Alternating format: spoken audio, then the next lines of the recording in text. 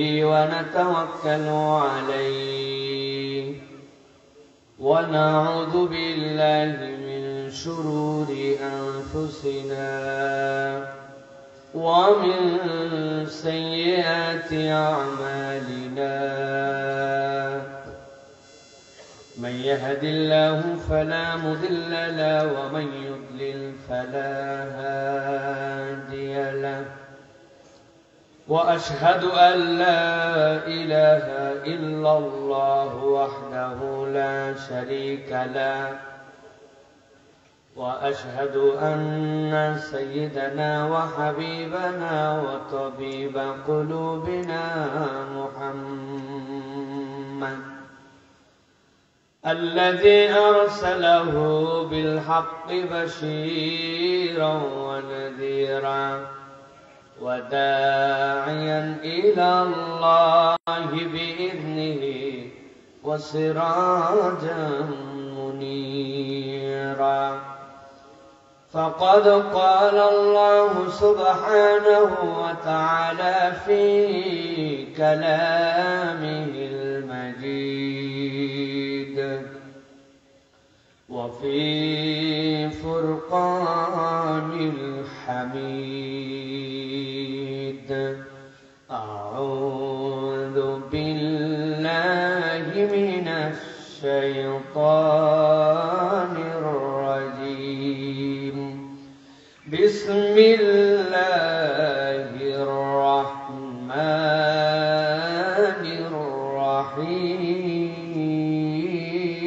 الرحيم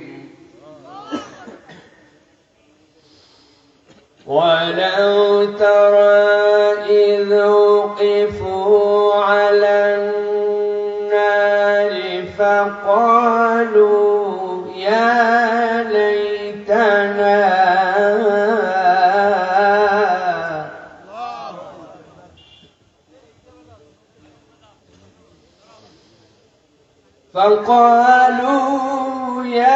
ليتنا نرد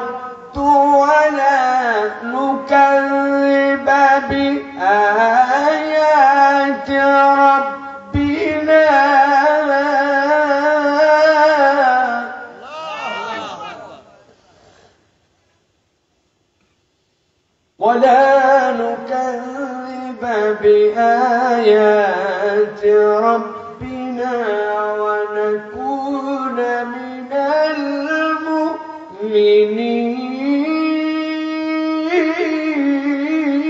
المؤمنين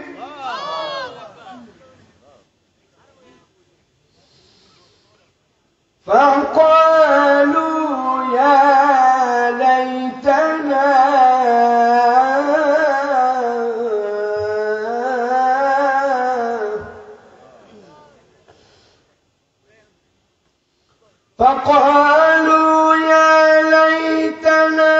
نرد ولا نكذب بآيات ربنا ونكون من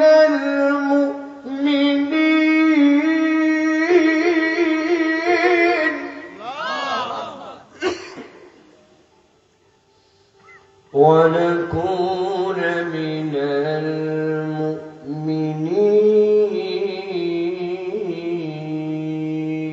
المؤمنين وقال الله سبحانه وتعالى آمرا ومخبرا إن الله وملائكته يصلون على النبي يا أيها الذين آمنوا صلوا عليه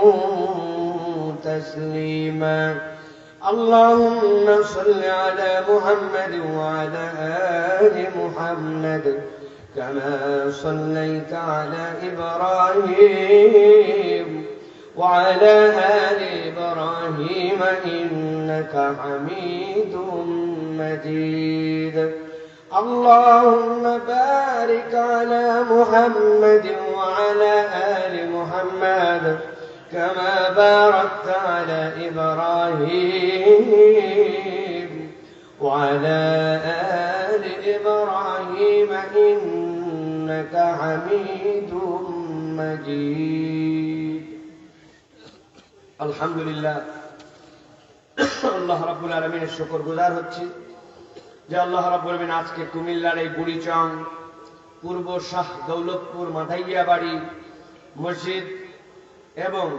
রহিমা খাতুন নুরানী হাফেজিয়া মাদ্রাসা এতিমখানার উদ্যোগে ৪৪তম বাৎসরিক ওয়াজ মাহফিলে আমাদেরকে আসার বসার তৌফিক, যোগ্যতা, সুস্থতা, মন মানসিকতা, পরিবেশ পরিস্থিতি দান করলেন। সে আল্লাহ রাব্বুল আলামিনের কাছে আমরা সর্বাগ্রে কালিমাতুশ শুকর আদায় করি। সকলে পড়ছি আলহামদুলিল্লাহ। দরুদ এবং সালাম বর্ষিত হোক মানবতার মহান মুক্তির দূত আকা ইনামদার তাজেদারে মদিনা আপনার আমার প্রিয় রাসূল জনাবে মুহাম্মদুর রাসূলুল্লাহ সাল্লাল্লাহু আলাইহি ওয়াসাল্লামের প্রতি। আজকের এই মোবারক মজলিসের সম্মানিত সভাপতি হাজী মোহাম্মদ আনোয়ার হোসেন কন্ট্রাক্টর সাহেব, আজকের সম্মানিত সহসভাপতি জনাব মোহাম্মদ আবুল কালাম সাহেব, কথা বলেছেন হাফেজ মাওলানা আব্দুল কাদের ইসলাহি, কথা বলেছেন কিছুক্ষণ পূর্বে কারি আব্দুল কাইয়ুম মিয়াজি আমাদের প্রিয় ভাই, কথা রেখেছেন মাওলানা সাইফুল ইসলাম, হাফেজ আমির হুসাইন, মাওলানা সিদ্দিকুর রহমান শিহাবুদ্দিন জোহরি সাহেব। এই মাহফিল পরিচালনায় আছেন আমাদের সাব্বির হোসেন ভুঁইয়া, নুরুল ইসলাম সোহাগ। বিশেষ করে আমি আজকের এই মাধাইয়াবাড়ি রহিমা খাতুন নুরানী হাফেজি মাদ্রাসায় যে কারণে আসতে বাধ্য হয়েছি সেটি হচ্ছে আপনাদের পরিচিত মাওলানা সাইফুল ইসলাম, সে জামিল উম্মুল কুরা মক্কা ইউনিভার্সিটির ছাত্র। মক্কাতে গেলে আমাদেরকে বড় ভাই হিসাবে অনেক সম্মান করে, শ্রদ্ধা করে, আমাদের সাথে একটা স্নেহের সম্পর্ক। আজকে পুরা এলোমেলো শিডিউলকে হিসাব মিলায়া সেই কক্সবাজার থেকে আপনাদের এখানে, তো এই হিসাবে একটা ভালোবাসার কারণে আজকে আপনাদের এখানে আমার মূলত আসা। এই যে ভালোবাসা, এই ভালোবাসা দুনিয়ার কোনো স্বার্থ লেনদেনে নেই, যে তার সাথে আমার টাকা পয়সা, ব্যবসা বাণিজ্য এইগুলার লেনদেন নাই। দিনের জন্য আমাদেরকে ভালোবাসে, আমরা এই ছেলেটাকে ভালোবাসি। পরীক্ষা করে আমরা আমাদের বয়স কম হলে অনেকের সাথে ঘোরাফেরা করি, পরীক্ষা করে দেখেছি যে এই ছেলেটা একটু ভিন্ন টাইপের ছেলে, এই ছেলেটাকে আমানতদার বলা যায়। তো আপনাদের আলহামদুলিল্লাহ সেই সাইফুল আপনাদের এলাকার এই মাদ্রাসা, তারা এই যে যারা আছেন তাদের সাথে তার রক্তের বন্ধনের থেকেও আত্মার বন্ধন তাদের অনেক বেশি দৃঢ়। আজকে আমরা এখানে এসে উপস্থিত হতে পেরেছি, এই জন্য আল্লাহ রাব্বুল আলামিনের কাছে আমরা তাঁরই শেখানো বাক্যে কালিমাতুশ শুকর আদায় করি। সকলে আনন্দ চিত্তে আল্লাহকে খুশি করার জন্য পড়ছি আলহামদুলিল্লাহ। দরুদ এবং সালাম বর্ষিত হোক মানবতার মহান মুক্তির দূত আকা ইনামদার তাজেদারে মদিনা আপনার আমার প্রিয় রাসূল জনাবে মুহাম্মদুর রাসূলুল্লাহ সাল্লাল্লাহু আলাইহি ওয়াসাল্লামের প্রতি। সম্মানিত হাজিরিন, আপনারা কেমন আছেন ভাই? আপনারা কি ঠান্ডায় জমে গেছেন ভাই? আজকে ঠান্ডা আছে? অন্য দিনের তুলনায় আজকে ঠান্ডাই নাই, ঠিক কিনা? গত ২-১ দিন যেগুলা মাহফিল করছি এইগুলাতে উপর থেকে এমন ভাবে পানি পড়ছে আর নিচে এমন অবস্থা, কক্সবাজারের দিকে মানুষের বসার অবস্থা নাই। কিন্তু আল্লাহর দয়ায় এক একটা মাহফিলের মানুষ দেখলে আপনারা ঘাবড়ায় যাবেন। এই মানুষগুলা নড়েও না, চড়েও না, এই কাদার মধ্যে বসে ওয়াজ শুনছে। আজকে তো আল্লাহ আমাদের জন্য বিরাট সুন্দর পরিবেশ দিয়েছেন, ঠিক কিনা? কিন্তু তারপরেও আপনাদের কি মনে হয় যে সব মানুষ মাহফিলে চলে আসছে? এলাকায় এ কয়টাই মানুষ না, সব মানুষ মাহফিলে আসবে না। এর দুইটা কারণ। একটা কারণ, সকলের নসিবে আল্লাহ রাব্বুল আলামিন মাজালিসুল জিকিরে আসার যোগ্যতা দেন না। অনেক ফুরসত থাকার পরেও অনেকে আসতে পারে না, ঠিক কি না? আরেকটা কারণ আছে এলাকার ছেলেদের, ওইটা কারণ এদের এত পরিমাণ জ্ঞান চর্চা করা হয়ে গেছে যে এদের আর ইসলাম সম্পর্কে জানার কোনো বাকি নেই, ঠিক না ভাই? এমন জানে ওরা, ওরা আমাদেরকে উল্টা বলে হুজুর আপনাদেরকে আমরা পকেটে রাখি। হাতে রাখে, আমরা বলছি কেমনে পকেটে? আপনার ওয়াজ ইউটিউবে আছে, ইউটিউব আমার মোবাইলে আছে, মোবাইল আমার পেছনের পকেটে, আপনি আমার পেছনের পকেটে। এইরকম জ্ঞানওয়ালা আমাদের এলাকায় ছেলে পেলে আছে কিনা ভাই? তাদেরকে যদি আবার ঠাইসে ধরে জিজ্ঞাসা করেন, এই জ্ঞানের তো পাহাড়, বলতো অজুর ফরজ কয়টা, গোসলের ফরজ কয়টা? ঠাইসে ধরছেন, দেখবেন 16-17 বছরের যুবক গোসলের ফরজ ঠিক মতো বলতে পারে না। মজা করে মাঝে মাঝে বলি, অনেকে অনেক সময় বলে হুজুর গোসলের ফরজ জানা আছে 3টা। ঠাইসে ধরছেন, বল কি কি? বলছে লুঙ্গি, বদনা, গামছা। যারা হাসলেন আপনারা, আপনাদের অনেককে যদি বলা হয় যে বাবাজি দুনিয়া তো ফাটায় ফেললেন, বিরাট বড় পণ্ডিত হয়ে গেলাম, বলেন তো নামাজের ভিতরে ফরজ কয়টা, বাইরে ফরজ কয়টা? আপনি তো গোসলের ফরজ, অজুর ফরজ জানলেন, অজুর সুন্নত কয়টা, গোসলের সুন্নত কয়টা? মুরব্বী ইউক্রেন রাশিয়ার যুদ্ধ চালায়, আমেরিকার নির্বাচনে ট্রাম্প নাকি বাইডেন এখান থেকে মন্তব্য ফলায়, উনি সিরিয়ার যুদ্ধ নিয়ে ব্যস্ত আছে, কিন্তু নামাজের ওয়াজিব রকম জানে না। এরকম মুরব্বী কুমিল্লায় নাই। চায়ের দোকানে বসে ক্রিকেট খেলা দেখে আর চিন্তা করে বিপিএল এর সামনে খেলা, কুমিল্লায় কোন কোন প্লেয়ারে নিলে ভালো হতো। মুখে দাঁত নাই কিন্তু প্লেয়ারের নাম বলে উনি। কথা বলেন আছে কিনা? কিন্তু ওনাকে যদি বলা হয় বাবাজি আশারায়ে মুবাশশারার 10 জন সাহাবীর নাম একটু বলেন তো, উনি বলবে ইমাম সাহেব জানে। ইমাম সাহেব জানলে আপনার কি লাভ? আপনার কবরে আপনি যাবেন, ইমাম সাহেবের কবরে ইমাম সাহেব যাবে। কি কথা ঠিক কিনা? আপনি ইমাম সাহেবের কান্দের মধ্যে পার করে দিচ্ছেন, ব্যাপারটা কি ভাই? হ্যাঁ, দোয়াই কুনুতের অর্থ বলেন, রাগ করেন না, বলেন দোয়াই কুনুত। দোয়াই কুনুতের অর্থ কিভাবে বলবো? দোয়াই কুনুতই তো জানি না। কুনুত জানলে না অর্থ বলা লাগবে, কুনুতই জানে না। বয়স কত? মাত্র 67 বছর। বয়স কত? 50 বছর। বয়স কত? 30 বছর। বাপ মা গর্ব করে, ছেলে আমার গোল্ডেন এ প্লাস, এসএসসি তেও গোল্ডেন, এইচএসসি তেও গোল্ডেন। বাপ রে বাপ, দুনিয়া ফাটাই ফেলছে, কুমিল্লা বোর্ডে আগুন লাগা হয়েছে। এত ইংরেজি বলতে পারে, ফট ফট ফট ফট করে, ক্যালকুলাস পারে, বাপরে অ্যালজেব্রা পারে, হ্যান পারে, ত্যান পারে, সব পারে।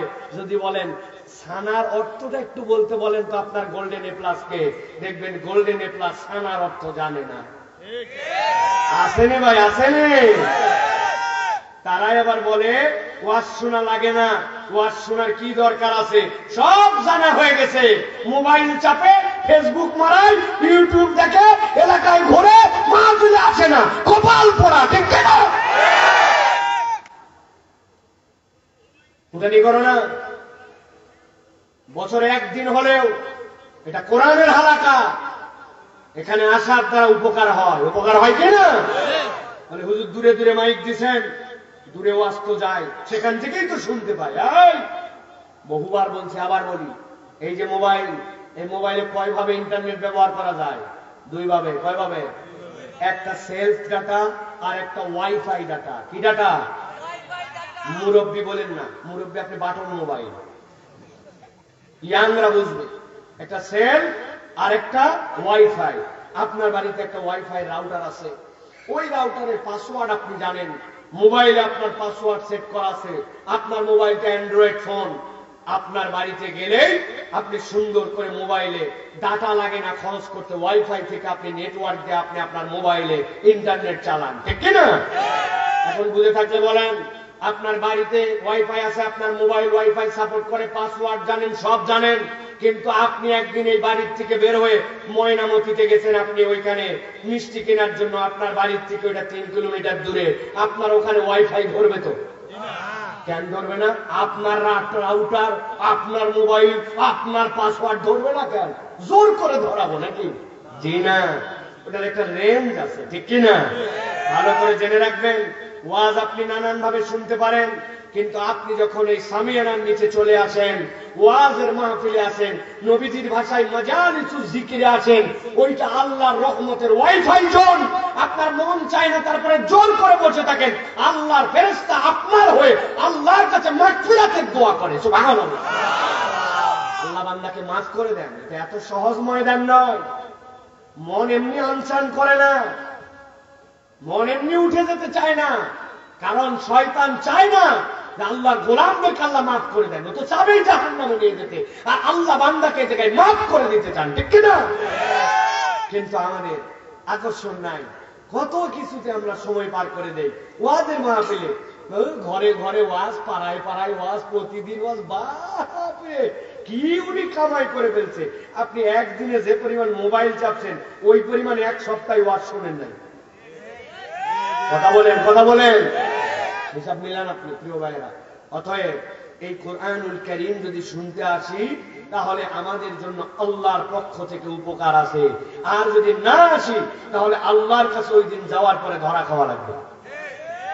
আল্লাহ কি বলছেন খেয়াল করেন, কোরআনুল কারীমের মধ্যে আল্লাহ বলছেন, ওয়ালাউ তারা ইযু কিফু আলান নার, ও আমার হাবিব, বান্দাদেরকে যখন হাসরের ময়দানে হিসাব কমপ্লিট করে দেওয়া হবে, হিসাব কমপ্লিট করার পরে যখন বান্দাগুলা জাহান্নামের সামনে যে দাঁড়ায় যাবে, ইযু কিফু আলান নার, আল্লাহ বলছেন যেই না জাহান্নামের সামনে দাঁড়াবে ওই দিন তারা বুঝে ফেলবে এখন তো আমাদেরকে জাহান্নামের মধ্যে ফেলে দেওয়া হবে। আল্লাহ বলছেন সাথে সাথে জাহান্নামকে দেখার পরে ওই মানুষগুলো আল্লাহর কাছে বলতে শুরু করবে, কি বলবে জানো নাকি? আল্লাহ বলছেন ফাকালু ইয়া লাইতানা, সাথে সাথে বলবে হায় আফসোস, হায় আফসোস। ফেরেশতারা বলবে কিসের আফসোস তোদের আবার, আজকের দিনে আবার কেন আফসোস করিস? ওরা বলতে শুরু করবে নুরাদ্দু, একবার যদি সুযোগ পাইতাম আমরা তাহলে আমরা দুনিয়ায় ব্যাক করে যাইতাম। ফেরেশতারা তাদেরকে বলবে ব্যাক করে দাও, দুনিয়া থেকেই তো এখানে আসিস, আবার কেন দুনিয়ায় যেতে চাস?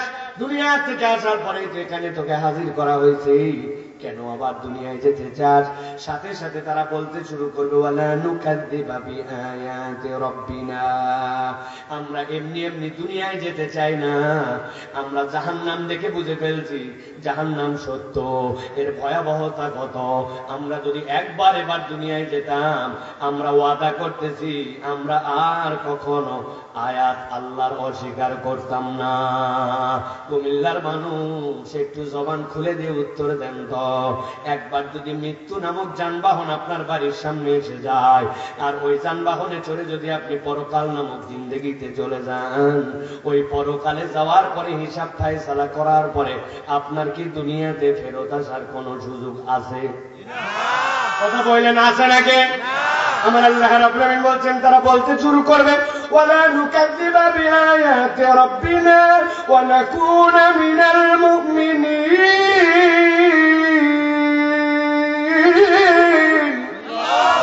আমার রাব্বুল আলামিন বলছেন তারা দুইটা কথা বলবে, কেন তোমরা দুনিয়ায় যেতে চাও? দুনিয়ায় তো ছিলে, আবার কেন দুনিয়ায় আসতে চাও? এক নম্বরে তারা বলবে আল্লাহ এবার যদি দুনিয়ায় ফেরত যাই ওয়াদা করলাম আমরা আর তোমার কোন আয়াত অস্বীকার করব না, আর দুই নম্বর ওয়াদা করলাম ওয়া নাকুনা মিনাল মুমিনিন, আমরা এবার গেলে পাক্কা পাক্কা ইমানদার হয়ে আমরা আসব। বুঝে থাকলে এবার বলেন ভালো করে ঠান্ডা মাথায়, তাহলে হাসরের ময়দানে জাহান্নামের সামনে দাঁড়ায়া যারা দুনিয়ায় ফেরত আসতে যাবে, দুনিয়ায় ফেরত আসার কারণ কয়টা? কথা বলেন না কয়টা? এক নম্বরে আল্লাহর আয়াত আমরা অস্বীকার করব না, দুই নম্বরে আমরা প্রকৃত ইমানদার হয়ে এরপরে আসবো। তার মানে বোঝা যায় দুনিয়াতে আপনার দুইটা ল্যাকিংস আছে। এক নম্বরে আপনি কৌশলে অপকৌশলে বুঝে না বুঝে আপনি আল্লাহর আয়াত অস্বীকার করে গেছেন। কথা বলেন। কিন্তু এখানে কোনো একটা বাপের বেটা থাকলে একটু হাত তোলেন যে হুজুর আমি আল্লাহর আয়াত অস্বীকার করি, আমি আল্লাহর আয়াত মানি না। কেউ আছেন এখানে? বুঝে থাকেন কথা, কিন্তু আমার ঠান্ডা মাথায় বোঝানোর জন্য বলছে আগে ভালো করে কথা বোঝেন। আমরা এখানে একজনও বলতেছি না যে আমরা আল্লাহর আয়াত অস্বীকার করি, কিন্তু একটু হিসাব যদি মিলাই তাইলে আমরা দেখব আমরা বুঝে না বুঝে আল্লাহর আয়াত অস্বীকার করে থাকি, ঠিক না? সবচেয়ে সিম্পল উদাহরণ, যার থেকে সিম্পল কোন উদাহরণ হয় না। কোন একজন লোককে আপনি বলেছেন ও ভাই আপনি নামাজ পড়েন, হ্যাঁ নামাজের ইসলাম পছন্দ, রোজার ইসলাম পছন্দ, যাকাতের ইসলাম পছন্দ, মাঝে মাঝে উমরার ইসলাম পছন্দ। হজের ইসলাম পছন্দ, কিন্তু তারে বলছেন এই দেশের টাকাগুলা বিদেশে পাচার হয়ে গেল, ব্যাংকগুলাকে হরিলুট করে দিল, রাস্তাগুলা যেমনি বানানোর কথা ছিল ফাঁকি মারলো, রাস্তার টাকা খাইয়ে ফেললো। এই চোরগুলা যদি ধরা পড়ে, আসেন আমরা এই চোরগুলাকে ধরে আল্লাহর দেওয়া আইনে বিচার করি। আপনি বলতেছেন ঠিক, কিন্তু অনেক লোক আছে বলবে ভাই কি উল্টা পাল্টা কথা বলেন। সাইফুল্লাহ ভাইকে তো মনে করছিলাম কোন দলীয় বক্তা না, এখন দেখি উনি দলের কথা বলেন। আল্লাহর আইনের কথা বললে আপনি দল খোঁজেন, অথচ আপনি নামাজি হাজি। এরকম মুসলমান আছে কিনা? আল্লাহর কাছে যাওয়ার পর আপনি বলবেন ফাকালু ইয়া লাইতানা নুরাদ্দু, একবার আমাকে ফেরত পাঠান। কেন ফেরত পাঠাবো? ওই দুনিয়ার থেকেই তো তুমি আসলে। বলবে আল্লাহ তোমার কাছে জানাতে চাই ওয়ালা নুকাযযিবা বিআয়াতি রাব্বিনা, আমি অনেক আয়াত আল্লাহর অস্বীকার করে আসি, এবার গেলে আমি আল্লাহর আয়াত অস্বীকার করব না। তার মানে বোঝা যায় আপনার মাথায় কাজ করুক বা না করুক, আপনার ব্রেনে ধরুক বা না ধরুক, আপনাকে স্বীকার করতে হবে আল্লাহর বিধানের উপরে কোনো বিধান নয়। ঠিক না? আপনি বললেও ঠিক, আপনি বললেও ঠিক, না বললেও ঠিক, ঠিক না? আপনি মানেন চাই না মানেন তাতে কি যায় আসে? এই জন্য প্রিয় ভাইয়েরা, এক নম্বর বুঝতে হবে যে আল্লাহর আয়াত কোনটা যেন আমার দ্বারা অস্বীকারীর মধ্যে আমি না চলে যাই। আর 2 নম্বর ওয়ানাকুনা মিনাল মুমিনিন, আমি যেন আল্লাহর কাছে পূর্ণ মুমিন হিসেবে যেতে পারি। এই মাহফিলগুলা খেলতামাশার মাহফিল নয়, এই মাহফিলগুলা এই বুঝ অর্জন করার জন্য কার্যকর প্রতিষ্ঠান। ঠিক না? কতবার আমি বলেছি, বহু জায়গায় বলে বেড়াই। আপনি বলেন আমি আল্লাহর আয়াত অস্বীকার করি না, কিন্তু আমি আপনাকে হাতে কলমে ধরায় দিব। একটা উদাহরণ দেই, দিয়ে আলোচনার মধ্যে ঢুকে ভালো করে খেয়াল করেন।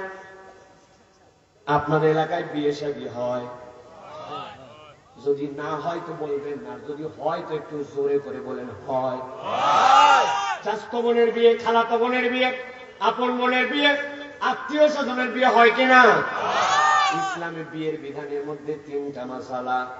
1 নম্বরে আল্লাহ রাব্বুল আলামিন বলছেন ওয়াতুন নিসা সাদুকাতিহিন্না নিহলা, তোমার জন্য দায়িত্ব হচ্ছে দিনমোহর একটা তোমাকে দিতে হবে।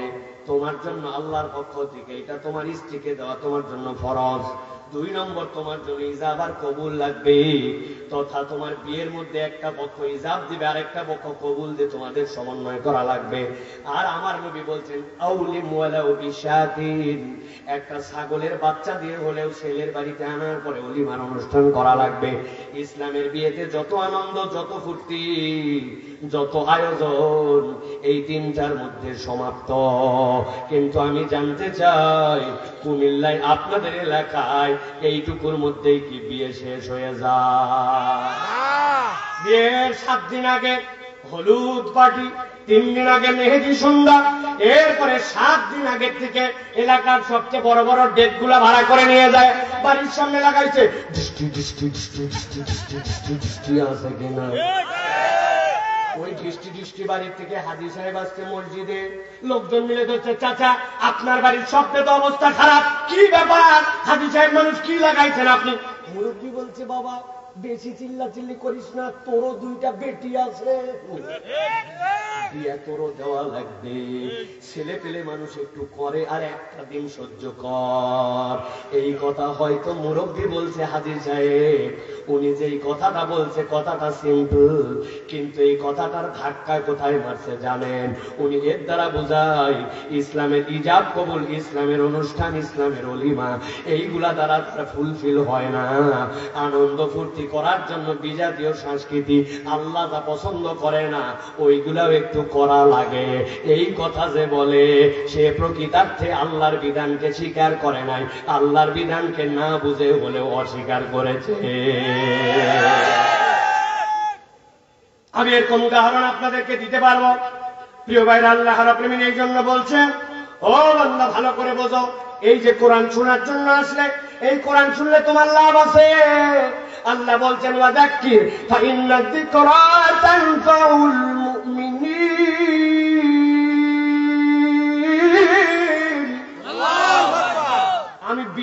সাথে আপনাদের কাছে অনুরোধ দিচ্ছি, পরিচিত আয়াত, কিন্তু এর মধ্যে আল্লাহ রাব্বুল আলামিন 4টা আয়াতের মধ্যে এমন কথা বলেছেন, একটু ঠান্ডা মাথায় যদি আপনি শোনেন আপনার হৃদয়টা আনন্দিত হয়ে যাবে। আল্লাহ এমন কথার মধ্যে ঢুকাইছেন, সুবহানাল্লাহ বলেন।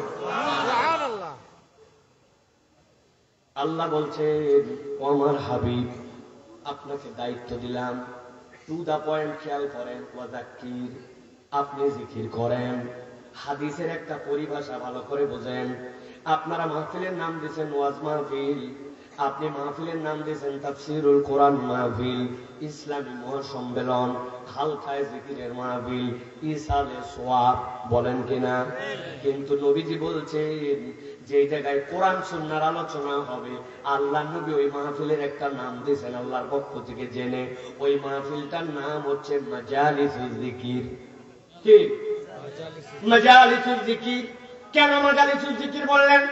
আল্লাহ কোরআনে নিজেই বলছেন, ওয়াযাক্কির ফাইন্না যিকরা তানফাউল মুমিনিন। হে নবী, আপনি জিকির করেন, আল্লাহর স্মরণ করেন, কোরআনের হালাকা করেন, কোরআনের কথা যেটা জানেন ওইটা আবার তাদেরকে স্মরণ করান। খিলা আল্লাহ বলছেন, ফাইন্না যিকরা তানফাউল মুমিনিন। আমি আল্লাহ গ্যারান্টার হলাম, নিশ্চয়ই যে জিকির করতে বলা হয়েছে এইটার দ্বারা ঈমানদারদের উপকার হবেই হবে। আল্লাহু আকবার। কিন্তু আমরা কি জানি কোরআনের কি উপকার? বলেন হুজুর, 1 অক্ষর পড়লে 10 সওয়াব। আল্লাহ চাইলে এটা বাড়াতে বাড়াতে 700 গুণ করে দিতে পারেন। আমরা মনে করছি এইটুকুই বোধহয় কোরআনের সওয়াব, এইটুকুই বোধহয় মাজালিসুল জিকিরের সওয়াব। খেয়াল করেন, আমি আপনাদের কাছে জিজ্ঞাসা করব 5 ধরনের প্রশ্ন, উত্তর দেওয়া লাগবে না, শুধু হৃদয় দিয়ে ভাববেন যে এই সমস্যাগুলো আপনাদের আছে কিনা।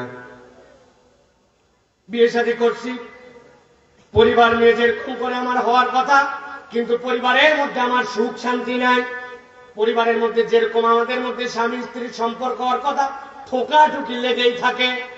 উত্তর দেওয়া লাগবে না, উত্তর দিলে তো ঝামেলা করে দেবেন। আপনি যদি জোরে ঠিক বলেন তাহলে তো পাবলিক বুঝে ফেলবে আপনার বাড়ির ঝামেলা, বলার দরকার নাই। কিন্তু আমাদের সমাজের কোন আছে কি নাই? সন্তানটা কথা শোনে না, সন্তানটা যেরকম কথা শোনার কথা সেরকম করে কথা শোনে না। আপনি ডাক্তার দেখান, তারপরেও কেন জানি রোগ ভালো হয় না। চাকরি বাকরি করে যা কামাই করতেছেন সেইটা কেন জানি আমার সাথে যতটুকু লাগবে ততটুকু ফুলফিল করে না। আমি এমন একটা জিনিস চাচ্ছি যে জিনিসটা অনেক দিন ধরে আল্লাহর কাছে কামনা করি, কিন্তু তারপরেও কেন জানি আমার জীবনে সেইটা মেলে না। আপনি একটু হিসাব মিলায় দেখেন, আমি যে ক্রাইটেরিয়ার কথা বললাম, আপনার আমার জীবনে এরকম অপ্রাপ্তি, এরকম সমস্যা, এরকম মুসিবত প্রত্যেকের পরিবারে কম বেশি আছে কিনা? এবার খেয়াল করেন আল্লাহ রাব্বুল আলামিন কি বলছেন তারপরের আয়াতে কারিমার মধ্যে, ওয়া মা খালাকতুল জিন্না ওয়াল ইনসা ইল্লা লিয়াবুদুন।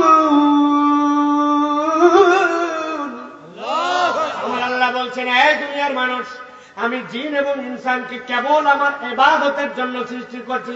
আগের আয়াত আর পরের আয়াতের মধ্যে কোনো সামঞ্জস্য খুঁজে পাওয়া যায় না, কিন্তু সামঞ্জস্যটা কেমনে আছে খেয়াল করেন। দুনিয়ার মানুষ যদি এরকম ভাবে আমি আল্লাহর জন্য নামাজ পড়ি, আল্লাহর জন্য ইবাদত করি, অতএব আল্লাহর জন্য হজ করে, নামাজ করে, দান খয়রাত করে আল্লাহর বোধহয় বিরাট কোনো উপকার করে ফেলতেছি, বিষয়টা কি এরকম? ঈমান পরিষ্কার করেন। সারা দুনিয়ার মানুষ সবাই যদি আল্লাহর ইবাদত করে, আল্লাহর কিচ্ছু যায় আসে না। সকল মানুষ যদি আল্লাহ বলা ছেড়ে দেয়, আল্লাহর এক চুলো আল্লাহর মর্যাদা কমে না। আল্লাহু আকবার। আল্লাহ বলতেছেন একই কথা, দুনিয়ার মানুষ শোনো, মা উরিদু মিনহুম মির রিজকিন ওয়া মা উরিদু আন ইউতঈমুন। আমি তোমাদেরকে ইবাদতের জন্য সৃষ্টি করছি, তার মানে এটা মনে করো না যে আমি বোধহয় তোমাদের কাছে খাবার চাই, আমি বোধহয় তোমাদের কাছে রিজিক চাই। আল্লাহ শেষ করতেছেন কথা, ইন্নাল্লাহু হুয়ার রাজ্জাকু যুল কুওয়াতিল মাতিন।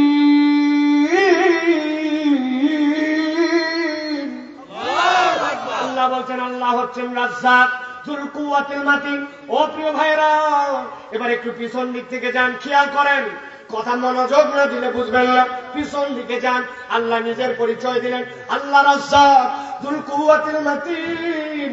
আল্লাহ এরপরে বলছেন তিনি রাজ্জাক, কিন্তু তিনি তোমাদের কাছে রিজিকও চান না, তিনি তোমাদের কাছে খাদ্য প্রত্যাশা করেন না। এরপরে আল্লাহ বললেন আমি দুনিয়াতে জিন আর ইনসানকে আমার ইবাদতের জন্য সৃষ্টি করেছি। তারপরে আয়াত আল্লাহ বলেছেন ফাযাক্কির ফাইন্না যিকরা তানফাউল মুমিনিন।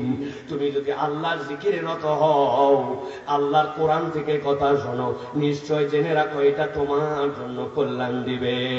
উপরে আছে কল্যাণ আর নিচে আছে হুয়ার রাজ্জাক যুল কুওয়াতিল মাতিন। আল্লাহ বলছেন আমি রাজ্জাক, তোমার যা লাগবে আমি আল্লাহ এই জিকিরে দ্বারা তোমাকে দিয়ে দিতে পারি। সুবহানাল্লাহ। আমাদের আরেকটা মিসকনসেপ্ট আছে, আমাদের ধারণা আমার বাড়িতে চাল ডালের সমস্যা নাই, খাওয়ার সমস্যা নাই, মানে আমার রিজিকের কোনো টানাটানি নাই।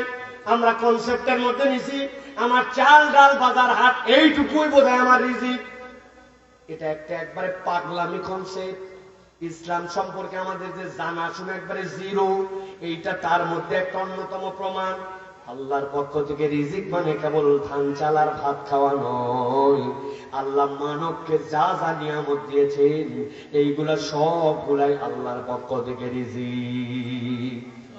এই দুনিয়াতে মানুষ যা করে ওই মানুষগুলা অবচেতন মনে মানুষ তার জীবনে বেশিরভাগ কাজ করে, চেতন মনে করে না, হিসাব করে করে না। মানুষ সাবকনসিয়াস মাইন্ড তার যেটা, ওইভাবে কাজগুলা বেশি করে। কথাটা বোঝেন নাই, ভারী হয়ে গেছে। সহজ করে দেই, আপনাকে ডাক্তার বলে দিয়েছে শরীরটা আপনার ভালো যাচ্ছে না, অনেকদিন ধরে বলতেছেন বুকটা একটু ব্যথা ব্যথা করে। হ্যাঁ, আপনাকে বলে দিলাম শোনেন 1 মিনিট কয় সেকেন্ডে হয়? 60 সেকেন্ড। 1 মিনিটে আপনি প্রত্যেক দিনে 31 বার করে আপনি শ্বাস নিবেন আর শ্বাস ছাড়বেন। মিনিটে কয়বার? কথা বললেন না, 31 বার। ওই লোক এখন বলছে 31 বার যদি আমি না করি কি হবে? বলছে 31 বার মিনিটে না নিতে পারলে আপনি মরে যাবেন। বুড়া বেচার টেনশনে শেষ, বাড়িতে আসে যা করে হাতের মধ্যে সবসময় গুনতেছে 1 মিনিট আর 31। চিন্তা করেন তো কয় মিনিট লাগবে ভুল করতে? 1 ঘন্টার মধ্যে তার ভুল হবে। 31-এর নিচে তোমার নিঃশ্বাস না নিলে তুমি শেষ।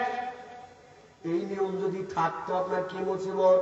ডাক্তার বলছে চোখে ঝামেলা। হ্যাঁ শোনেন, 1 মিনিটে 19 বারের বেশি চোখের পলক ফেলা যাবে না।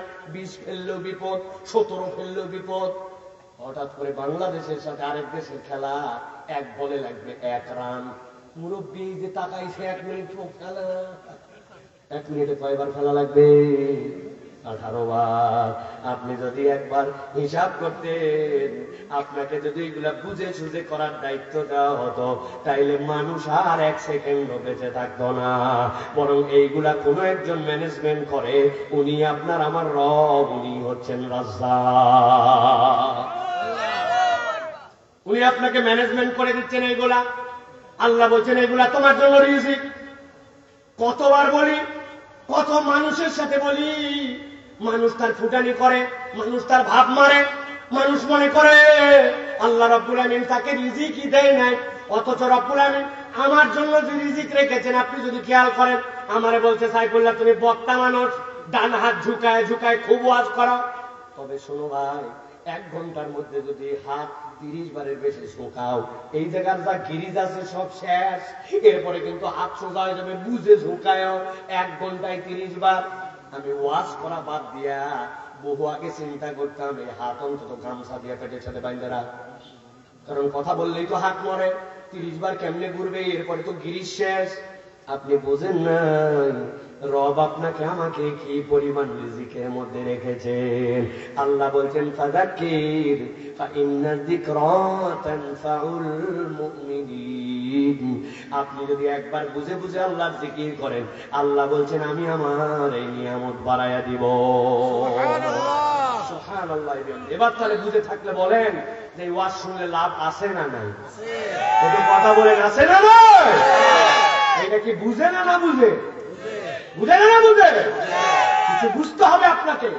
এই কথাগুলো না বুঝলে আপনার হবে না।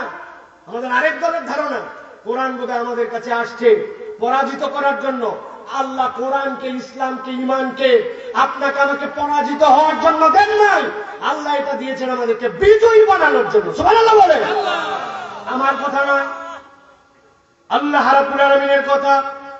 আল্লাহ রাব্বুল আলামিন বলছেন, বাল নাকযিবু বিল হাক্কি আলাল বাতিল ফায়াদমাগুহু ফাইদা হুয়া যাহিক ওয়া লাকুমুল ওয়াইলু মিম্মা তাসিফুন।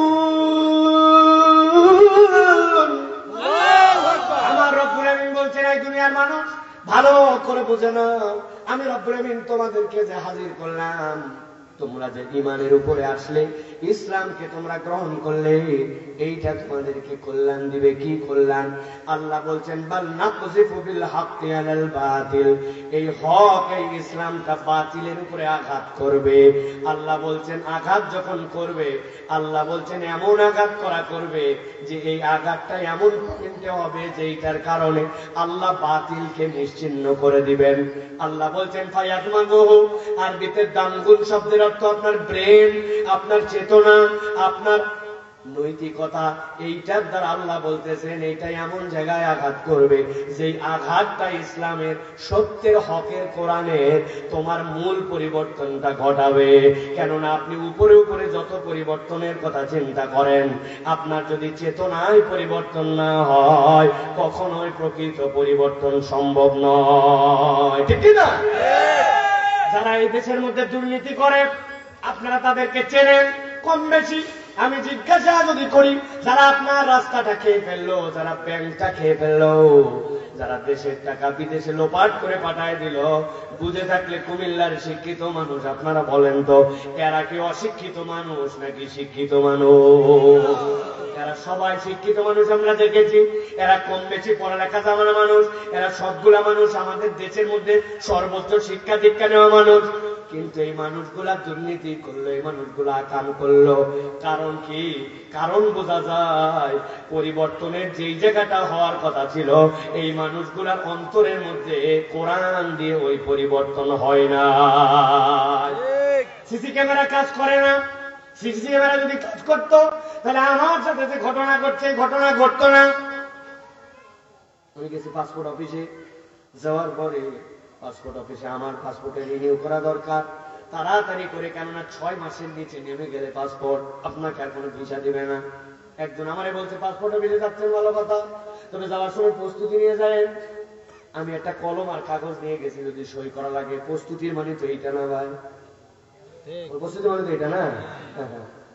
আপনারা বুঝেন তাহলে প্রস্তুতি মানে কি কলম কাগজ না, কিছু মাল সামানের সাথে নিয়ে যাওয়া লাগবে। মাল সামানের সাথে নিয়ে গেছি, যাওয়ার পরে আমারে দোতলার মধ্যে তুলে শুধু ঘুরায়। কিরে ভাই, তোমার না দিয়ে দেওয়ার কাজ, তুমি দিয়ে দাও, কিন্তু দিয়ে দেয় না, খালি ঘুরায়। আবার আমার কাছে প্রস্তুতিও আছে, প্রস্তুতিও চায় না। অনেকক্ষণ পরে ওই লোক দোতলার থেকে বলছে নিচে চলেন। দোতলার থেকে যখন নিচে নামতেছি, একটা সিঁড়ি, এর মধ্যে ল্যান্ডিং, আবার নিচে একটা সিঁড়ি, উপর থেকে ওই সিঁড়ি দিয়ে নেমে যে ল্যান্ডিং, যেই জায়গাটা দাঁড়ানোর, এরপর আবার নিচে নামবো। ওই জায়গায় আসার পরে ওই লোক বলতেছে কিছু মাল ছাড়েন। আমি বললাম এই ব্যাগ কল, টাকা দেওয়ার জন্য আমি কখন থেকে ঘুরতেছি, এত দুনিয়া ঘুরাইয়া তারপরে এই জায়গায় নিয়ে এসে কি জন্য টাকা চাস? বলে হুজুর আর বলেন না, এই ভবনটি সিসি ক্যামেরা নিয়ন্ত্রিত, আমরা মনিটরে চেক করে দেখছি, সব জায়গাতে ক্যামেরা ধরে, কেবলমাত্র এই জায়গাটাতে ক্যামেরা ধরে না। কেন বললাম এই কথা প্রিয় ভাইয়েরা? আল্লাহ কোরআনে যে বললেন, বাল নাকযিবু বিল হাক্কি আলাল বাতিল ফায়াদমাগুহু ফাইদা হুয়া যাহিক। আল্লাহ বলছেন, তোমার যদি চেতনায় পরিবর্তন না হয়, নৈতিকতায় পরিবর্তন না হয়, উপরে উপরে তুমি যতই সিসি ক্যামেরা লাগাও, তোমার জীবনে কোনোদিনও সমাজে পরিবর্তন আসবে না। সমাজে পরিবর্তন আসতে হলে নবীজির চরিত্র আর কোরআনের আদর্শ দিয়ে আপনার পরিবর্তন করা লাগবে। আপনি ঠিক বললেও ঠিক, না বললেও ঠিক, কেন এটা প্রমাণ হয়ে গেছে, ঠিক না? কেননা নবীজির সময় যে সমাজ আল্লাহ নবী পরিবর্তন করছেন, ওই সমাজ তার থেকে বড় খারাপ সমাজ আর ছিল না। ওটা ছিল আইয়ামে জাহেলিয়াত। ওই সমাজকে আল্লাহ পরিবর্তন করে মাত্র 23 বছরে পৃথিবীর শ্রেষ্ঠ যুগ বানাইছেন। খয়রুল উমুরি করবি, সুম্মাল্লাযীনা ইয়ালুনাহুম সুম্মাল্লাযীনা ইয়ালুনাহুম। আল্লাহ নবী বলে দিয়ে গিয়েছেন এর থেকে শ্রেষ্ঠ যুগ নাই। তাহলে কোরআন দিয়ে ডাকাতকে, কোরআন দিয়ে বেঈমানকে, কোরআন দিয়ে নোংরা সমাজকে আল্লাহ নবী ইমপ্লিমেন্টেশন করে প্রমাণ করে দিয়ে গেছেন। সুতরাং আপনি ঠিক বললেও ঠিক, না বললেও ঠিক, কোরআন ছাড়া, ইসলাম ছাড়া প্রকৃত পরিবর্তন সম্ভব নয়। এটাই বাস্তব কথা প্রিয় ভাইরা। কিন্তু আমরা সেই কোরআনুল কারীমের কাছে আসি না। আমাদের সমাজকে সেই কোরআন দিয়ে কিভাবে গঠিত হবে সেটার যে গাইডলাইন সেটা আমরা ফলো করি না। আমরা আমাদের বাচ্চা কাচ্চাকে অনেক কিছু বানাতে চাই, খারাপ নয়। আপনি ডাক্তার বানান, ইঞ্জিনিয়ার বানান, সায়েন্টিস্ট বানান, কিন্তু আপনি বেসিক হৃদয়ের মধ্যে অনুপ্রেরণাটা নেন যে কোরআন যদি না থাকে তাহলে ওইটা একটা শূন্য ঘরের মতো।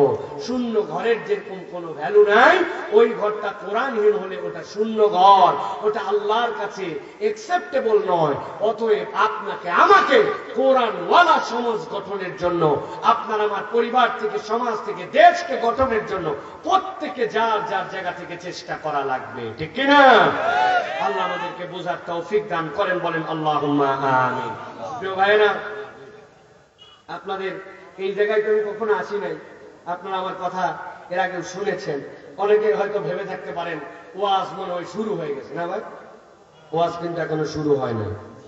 এতক্ষণ তাহলে কি হলো? এতক্ষণ একটু বাউন্ডারি দিলাম কেবল। এখানে অনেক জ্ঞানীগুণী মানুষ আছেন আমি জানি। আপনারা বলেন তো ভাই, যে জমিগুলি আপনারা মাঠে চাষ করেন ওইগুলো যদি বাউন্ডারিহীন হয়, আইলহীন হয়, আপনি কি পানি বাঁধাতে পারবেন? পানি থাকবে? থাকবে না। আপনার আল কাটা, আপনার পানি সবগুলি নেমে চলে যাবে। তাহলে আপনি আপনার জমিতেও যদি আপনার পানি বাঁধাতে চান, আপনার আইল লাগে, তো আপনার জীবনে ওয়াজ শুনবেন, আপনার কোনো আইল নেই, আপনার কোনো টার্গেট নেই। আপনার ওয়াজের জীবনের আইল কি? আল্লাহ। এই কথা আমার জানা হতে পারে।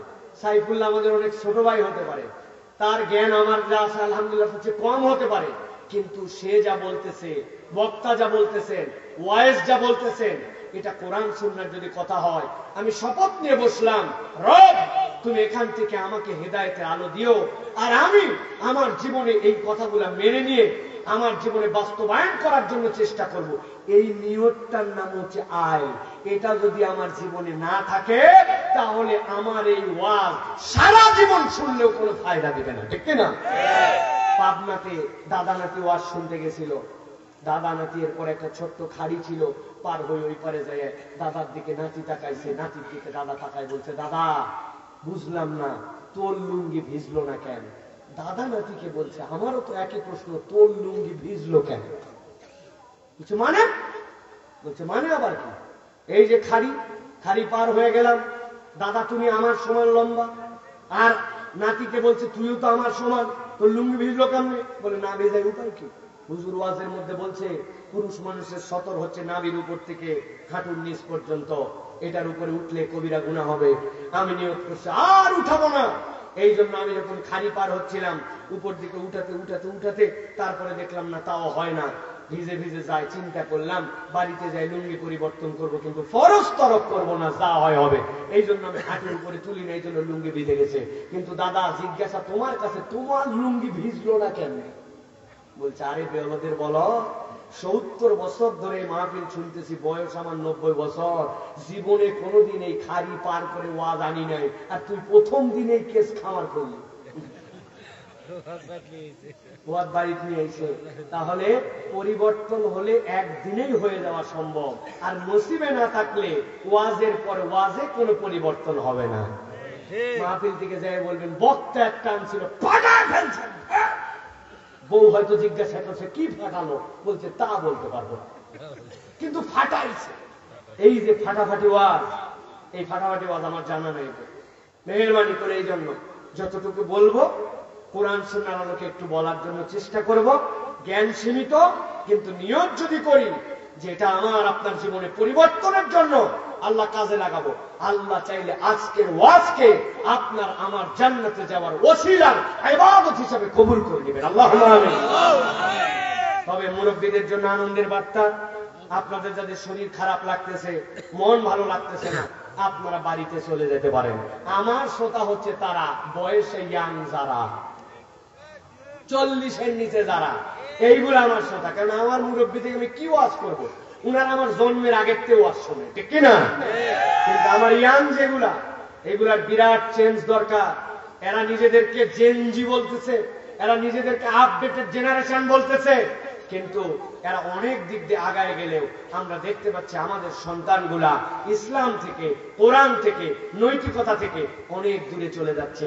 মূর্খ বাপ মায়ের সন্তান আগে বাপ মাকে যে সম্মান দিয়েছে, বুকে হাত দিয়ে বলেন এখনকার সন্তানরা বাপ মাকে ওই সম্মান দেয়?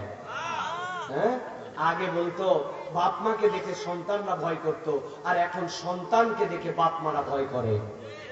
মা বলছে আব্বারে সন্ধ্যার পরে বাড়িতে চলে আসিস, বুক ফুলায় উত্তর দিছে কখন বাড়িতে আসা লাগবে আমার জানা আছে, আর একবার যদি ফোন দাও বাড়িতে আসবো না।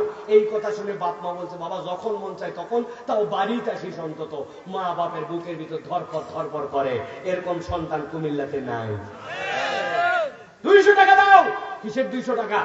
বলতেছে চুল কাটা লাগবে। আরে 30 টাকা 40 টাকা হলে চুল কাটা হয়, ওইগুলা বাজেটের ব্যাকডেটের চুল আমি কাটি না। উনি কি কাটে? উনি শিয়াল কাঠ কাটে, কুত্তা কাঠ কাটে, বেজি কাঠ কাটে। তারপরে অনেক সময় কুত্তার ডায়রিয়া হয়, হওয়ার পরে পাতলা পায়খানা ওর লেজের মধ্যে লাগে, এরপরে রোদের মধ্যে লেজ শুকায় যায়। কুত্তার লেজ যখন বেঁকা হয় তখন গু লাগার কারণে ওই লোমগুলা যেরকম খাড়া খাড়া থাকে, উনিও মধ্যে এরকম কুত্তার ডায়রিয়ার লেজ শ্বাস দিয়া বাড়িতে আসে। বাপ মা বলছে এটা কুই চুল কাটছিস? বলছে বেশি কথা বলবে না, বাড়িতে থাকবো না। শেষে বলছে বাবা যা করিস করিস, বাড়ি ছেড়ে যাস না। আগে বাপ মাকে সন্তান ভয় করত, বুকে হাত দিয়ে কথা বলেন, এখন সন্তানকে দেখে বাপ মা ভয় করে। আপনি দুনিয়ার কোনো কিছু দিয়ে পরিবর্তন করতে পারবেন না। বলে কোরআনের মাহফিল যে লাভ হয় না, হিসাব মিলান। ওই যে কনসার্ট হয়, গানের অনুষ্ঠান হয়, ধিষ্টি ধিষ্টি হয়, কোনদিন শুনছেন যে কুমিল্লাতে বিরাট কনসার্ট থেকে আসার পরে, ক্রিকেট খেলার ফাইনাল দেখে আসার পরে, গান বাজনার অনুষ্ঠান থেকে আসে ওই ছেলে বাপ মায়ের অনুগত সন্তান হয়ে গেছে, তাহলে আব্বা আব্বা আব্বা বিনয়ী ভালো মানুষ হয়ে গেছে? এরকম আসে কোনদিন? আগে যেগুলো বিড়ি খেত না, ওই অনুষ্ঠানে যায় বিড়ি খাওয়া শিখছে, আর যেগুলো বিড়ি খেত ওগুলো বিড়ি খাওয়া বাদ দিছে। মনে করছেন ভালোই তো হয়েছে। জি না, বিড়ি খাওয়া বাদ দিয়ে কি করছে জানেন? বলছে দোস্ত বিড়িতে আর জোশ আসে না, জিনিস নিয়ে আইছে। কি? পকেটের ছোট্টের পুরিয়া বাইর করছে, বাইর করে কুচকুচ করে কাটছে, আর ওকে বলছে তুই সিগারেট ভিতরে মাল ফেলা। ওই সিগারেটের মধ্যে ঠোকা দিয়ে মাল ফেলায়, কুচকুচ করে মধ্যে ঢুকায়া এখন বলতেছে খেলা হবে। কি খেলা হবে? বলে একটা টানেতে যেমন তেমন, 2 টানেতে রাজা, 3 টানেতে কুমিল্লা অঞ্চলে খাইছি যাহা উহার নাম গাঁজাখোর তৈরি হয়। আর ওয়াজ মাহফিলে আপনি আপনার সন্তানকে পাঠান না, এখান থেকে নামাজি হয়, এখান থেকে আল্লাহওয়ালা হয়, এখান থেকে বদমাইশ সন্তান আদর্শ বাবা মার সন্তানে রূপান্তর হয়। এটা প্রমাণিত সত্য, ঠিক কিনা? আপনি কোরআনের মাহফিলের দাম দেন না। তারপরে আমি সেই রকম কিছু কথাবার্তা আপনাদের কাছে বলার জন্য চেষ্টা করব ইনশাআল্লাহ। আপনারা যদি শুনতে চান, রাজি আছেন ইনশাআল্লাহ? কারা কারা রাজি আছেন হাত তোলেন। বলবেন হুজুর 44 মিনিট ওয়াজ করছেন, কেবল হাত তোলালেন? হ্যাঁ, হাত সোজা করেন। হাতগুলা তো বাঁকা হয়ে গেছে। এই সকলের সাথে মিল তাল করে কথা বলবে। আন্দাজি হইতে করতেছে কেন? হাত সোজা করেন, শক্ত করে হাত সোজা করেন। হয় না? হাত নামান, সবাই একসাথে নামান, একসাথে উঠাতে হবে। আবার সবাই একসাথে উঠাবেন। ওঠান, হাত সোজা করেন। হ্যাঁ, হয় নাই, আরেকটা চান্স দিলাম। এই আপনার কি সমস্যা? হাত সোজা করবেন। বগল কুতকুতি দিচ্ছে নাকি কেউ আপনার? বগল আপনারা না বাবা, এই যে সামনেরটা। হ্যাঁ, ছোড়া। হ্যাঁ, আবার রেডি করেন, হাত নামান। নামে একসাথে সকলকে তুলতে হবে। রেডি সবাই? রেডি? হাত সোজা করেন। হ্যাঁ, এবার একটু পিছন দিকে টানা দেন। হ্যাঁ, ডানে বামে একটু নড়াচড়া দেন, নড়াচড়া দেন। হ্যাঁ, পিছনে টানা দেন। বুকটা ফুটছে, সোজা করেন, সোজা। হ্যাঁ, এবার গলাটা একটু পরিষ্কার দেন। গলা সোজা সোজা সোজা করেন, হাত সোজা করেন, সোজা করে গলা পরিষ্কার দেন। হয় নাই, ভালো করে আর একটু। হ্যাঁ, মাশাআল্লাহ, হাত সোজা করেন, সোজা। এবার ডানে বামে তাকায় দেখেন কাদের হাত সোজা হয় না, হাতগুলো সোজা করা লাগে। হাত সোজা করছেন সবাই, ডানে বামে তাকান, একটু দেখেন না। চেহারাগুলো দেখে নেন। হ্যাঁ, এই দেখেন, মাশাআল্লাহ, হাত টান করেন। আমার মতো সোজা একজন করতে পারতেছেন? এই যে দেখেন, এই কান বরাবর এইরকম না, সোজা হবে। এবার হয়েছে। হাতগুলো একটু হাতটা নড়াচড়া দেন, মাশাআল্লাহ, এদিক ওদিক নড়াচড়া দেন, নড়াচড়া দেন। দিচ্ছেন? অনেকে লজ্জা পাচ্ছে। লজ্জার কি আছে রে ভাই? হাত সোজা করেন, গলা পরিষ্কার দেন। এবার হাতটা বুক বরাবর নেন, এই বরাবর নিছেন। এবার ওয়াজ হবে এইভাবে। রেডি আছেন না? মুখ বরাবর ধরে এবার হিম্মতের সাথে ওয়াজ হবে। রেডি আছেন সবাই? এবার আকাশ বাতাস মুখরিত করে আমরা একটা তাকবীর দিতে চাই। পারবেন ইনশাআল্লাহ? যারা পারবেন না তারা বলেন আল্লাহুম্মা আমিন। সলিড লোক, ঠিক না বাবা? পারবে না আগেই বলে দিচ্ছে। আচ্ছা, ভুলে কইছে কিনা এবার প্রমাণ হবে। যারা এবার বলেন, যারা আল্লাহর নাম জীবনে এরকম করে নেন নাই, এরকম একটা ফাটাফাটি আল্লাহর নাম নিতে হবে। যারা পারবেন না তারা বলেন আল্লাহুম্মা আমিন। সবাই পারবেন বলছেন আপনারা? কিন্তু কুমিল্লা অঞ্চলে এরকম লোক আছে, আমি তো নতুন না, পুরাতন, সারা দেশ আছে। আপনি হাজার পাম্পট্টি দেন, দিয়ে তাদেরকে বলবেন ভাই একটু জোরে জোরে তাকবীর দেন। আপনি দিবেন লিল্লাহে তাকবীর, উনি দিবেন আল্লাহ। ব্যাটারি ম্যাটারি সব ফেল। এরকম লোক আছে কিনা ভাই? ব্যাটারি ফেল, সারা দেশ এই পার্টি আছে। আপনি পাম্পট্টি দিয়ে উনাদেরকে আল্লাহর নাম জোরে বলাতে পারবেন না, আছে কিনা? কারণ শয়তান চায় না আল্লাহর নামটা তার মুখ দিয়ে জোরে করে বের হোক। কেননা জোরে আল্লাহর তাকবীর বের হলে শয়তান ওই অঞ্চলে থাকতে পারে না। এখন আপনার সাধ্য অনুযায়ী আমার মাহফিল আছে ফেব্রুয়ারি 28 তারিখ পর্যন্ত। আপনার মাহফিল কবে? কালকে আবার আসে জায়গায়। আপনার গলা থাকলেই কি আর গেলেই কি? আপনাকে একটা আকাশ বাতাস মুখরিত করে তাকবীর দিতে হবে। হাত কিন্তু বুক বরাবর রাখতে বলছিলাম, আপনারা বহু তাকে নামায় হালাচ্ছিলেন। একটা আকাশ বাতাস মুখরিত করে তাকবীর দিতে হবে। পারবেন ইনশাআল্লাহ? বাইরে অনেক মানুষ মনে করতেছে কি জানেন ভাই, মনে হয় সেও আসে নাই, মাহফিলেও বোধহয় লোক নাই। আসলে যে মাহফিলের ভিতরে আর বসার কোন জায়গা নাই, এইটা কিন্তু মানুষ বুঝতেছে না, ঠিক কিনা ভাই? লোক আছে না, নিজের যে অবস্থা ও মনে করতেছে সকলের তাই অবস্থা। আবার নিজে যদি না দেখে তাহলে মনে করে কেউ দেখে না। রাস্তার ধারে যেগুলা পায়খানা করে ওইগুলা মুখ এরকম করে করে, আর পিছনে সবাই দেখতেছে, কিন্তু নিজেকে নিজে দেখে না, মনে করছে আমার পেছন কেউ দেখতেছে না, আছে কিনা? ওই রকম কতগুলা পার্টি আছে, নিজে আসে নাই মনে করতেছে কেউ আসে নাই। আবার এই দেশে অনেক লোক আছে চিন্তা করে আমি যা চালাক, এত চালাক আল্লাহর দুনিয়ায় নাই। এক নাপিতের কাছে এক লোক চুল কাটাতে গেছে, যাওয়ার পরে এখন ওই নাপিত চুল কাটতেছে, হঠাৎ করে নাপিত ওই কাস্টমারকে বলতেছে যে ভাই আমাদের এলাকায় একটা বোকা আছে, আপনি দেখবেন। ওই লোক বলছে চুল কাটাতে আসছে, আমি তো হুদা মিস, আমি বোকা দেখতে যাবো কেন? বলছে দেখেন এত বোকা। অনেকক্ষণ পরে বলছে আশ্চর্য তো, কি বোকা এমন দেখো? আচ্ছা ঠিক আছে দেখাও। বলছে এই যে দেখেন পকেটের থেকে এটা কয় টাকার কয়েন? বলছে এটা 5 টাকা। বলছে এই কয়েনটা হাতে নিলাম।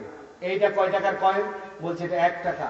বলছে এই কয়েনটা এই টেবিলের উপরে রাখলাম, টেবিলের উপরে রাখলাম। 1 টাকার কয়েন আর হাতে নিচে কয় টাকা? বলছে এবার দেখেন। দরজা খুলে ডাক দিচ্ছে পিচ্চি আসছে।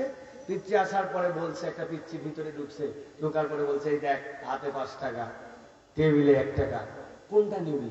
বলছে টেবিল একটা। টেবিল একটা বলা মাত্র 1 টাকা দিয়ে ওরা বিদায় করতেছে। বলছে দেখছেন বলছিলাম না কেমন বোকা? 5 টাকার কয়েন জলজান্ত দেখালাম আর 1 টাকা নিয়ে চলে গেল, 5 টাকা আমার হাতে রেখে গেল, কেমন বোকা। ওই লোক চিন্তা করছে তাই তোরে 5 টাকা জলজান্ত দেখে না নিয়ে 1 টাকার কয়েন নিয়ে চলে গেল। যাই হোক চুল কাটা শেষ। এরপর নাপিতের দোকান থেকে বের হয়ে দেখে ওই পিচ্চি যেটা 1 টাকা নিয়ে গেছে ও একটা আইসক্রিম চুষতেছে আর মাঠের পাশ দিয়ে ঘুরে বেড়ায়। ওই লোক ডাক দিচ্ছে, হ্যাঁ পিচ্চি ঠিক আছে, তুই তো বোকা কেন? বলছে কেন? বলছে ওই লোক ভিতরে নিয়ে যায় 5 টাকার নোট দেখালো আর 1 টাকা দেখালো, তুই 5 টাকা না নিয়ে তুই 1 টাকা নিয়ে চলে আসলি, তুই বোকা কেন? বলছে ও এই জন্য আমার ডাকছেন। তাহলে কথা শোনেন, এই যে চালাক বোকার খেলা, এটা বিগত 3 মাস ধরে চলিতেছে। এই খেলা দেখাতে যে উনার 3 মাসে 90 টাকা গেছে। আজকেই যদি আমি 5 টাকা নেই, কালকের থেকেই টাকা আইসক্রিম খাওয়াকে দিবে। এই লোক তো মনে করছে 5 টাকা নানি ওই কত বড় বোকা, কিন্তু ওইদিকে যে তার 90 টাকা বাড়ায় গেছে ওর খবর নাই। এই জন্য মাহফিলে অনেকে আছে নাই মনে করতেছে আমি শুয়ে থেকে মোবাইল ঠেলে না এসে আমার থেকে বড় চালাক নাই, এদিকে যে 90 টাকা বাড়ায় গেছে জান্নাতে যাওয়ার আমাদের আগায়া উনার হুঁচি নাই, ঠিক কি না? এরকম চালাক রূপী লোক এই এলাকায় নাই, নাই। হাত বুক বরাবর টান করেন, তাকবীর হবে ইনশাআল্লাহ, পারবেন ইনশাআল্লাহ। দেখি একটু আকাশ বাতাস মুখরিত করে একটা তাকবীর দেন। লিল্লাহি তাকবীর, আল্লাহু আকবার, লিল্লাহি তাকবীর, আল্লাহু আকবার। আল কোরআনের আলো, আল হাদিসের আলো, তোমার নেতা আমার নেতা,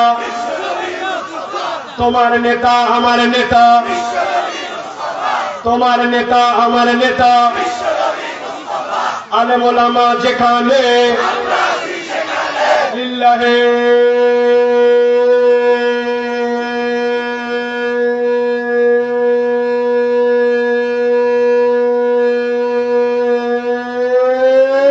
তাকবীর।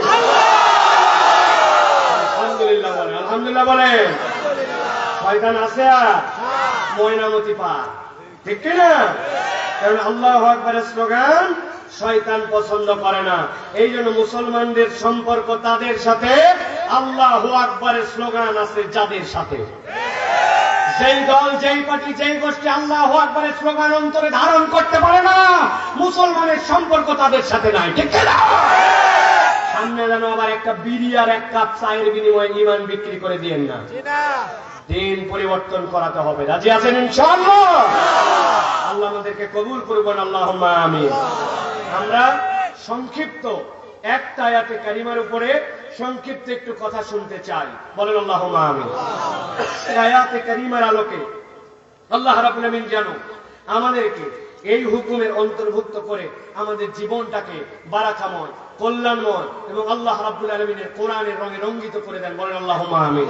বিতাড়িত শয়তান থেকে আশ্রয় প্রার্থনা করে সমস্বরে সকলে দাঁড়িয়ে বসে দূরে কাছে মা বোনেরা ঘরে যে যেখানে সকলে আমার সাথে পড়েন আওয়াজ করে, আউযু বিল্লাহি মিনাশ শাইতানির রাজিম, বিসমিল্লাহির রাহমানির রাহিম, ইয়া আইয়ুহাল্লাযীনা আমানু তাকুল্লাহা ওয়াবতাগু ইলাইহিল ওয়াসিলা ওয়াজাহিদু ফী সাবিলিহি লাআল্লাকুম তুফলিহুন।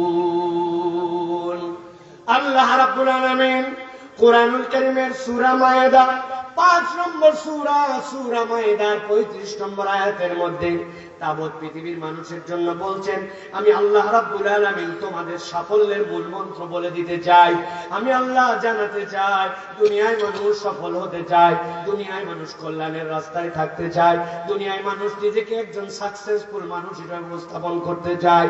আমি আল্লাহ তোমাদের কাছে বললাম, আমি আল্লাহ তার রোড ম্যাপ তোমাদেরকে জানাই দিতে চাই, কোন কাজ করলে আর কোন পথে চললে কিভাবে সেই পথটাকে তোমার জীবনে মেনে নিলে আমি রব্বুল আলামিন তোমাকে কল্যাণের রাস্তায় দিব।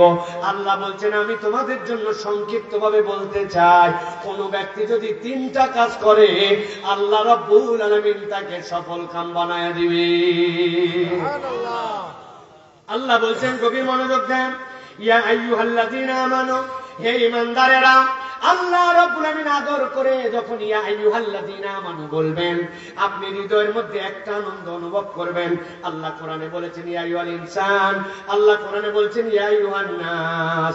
আল্লাহ কোরআনুল কারীমের মধ্যে অন্যান্য সম্বোধন করে কওমকে ডাক দিয়ে বলেছেন, মুনাফিকদেরকে ডাক দিয়ে বলেছেন, কিন্তু আল্লাহ যখন বলবেন ইয়া আইয়ুহাল্লাযীনা আমানু, তখন আপনি বুঝবেন আমি নিজেকে ঈমানদার মনে করি। কোন একটা ছেলের নাম এখানে আব্দুল্লাহ, অনেকগুলা মানুষের মধ্যে যদি আমি ডাক দেই ও আব্দুল্লাহ, ও শরীফুল ইসলাম ভাই, সব মানুষ না তাকায়া ওই লোক যদি উল্টা হয়েও যায় তারপরে যখন ঘুরে তাকাবে, আল্লাহ যখন বলেন ইয়া আইয়ুহাল্লাযীনা আমানু, তখন বুঝতে হবে আল্লাহ দুনিয়ার সব সৃষ্টির মধ্যে থেকে আলাদা করে ওই মানুষটাকে আদর করে ডাক দিয়েছেন যেই লোকটা নিজেকে ঈমানদার হিসেবে মনে করে।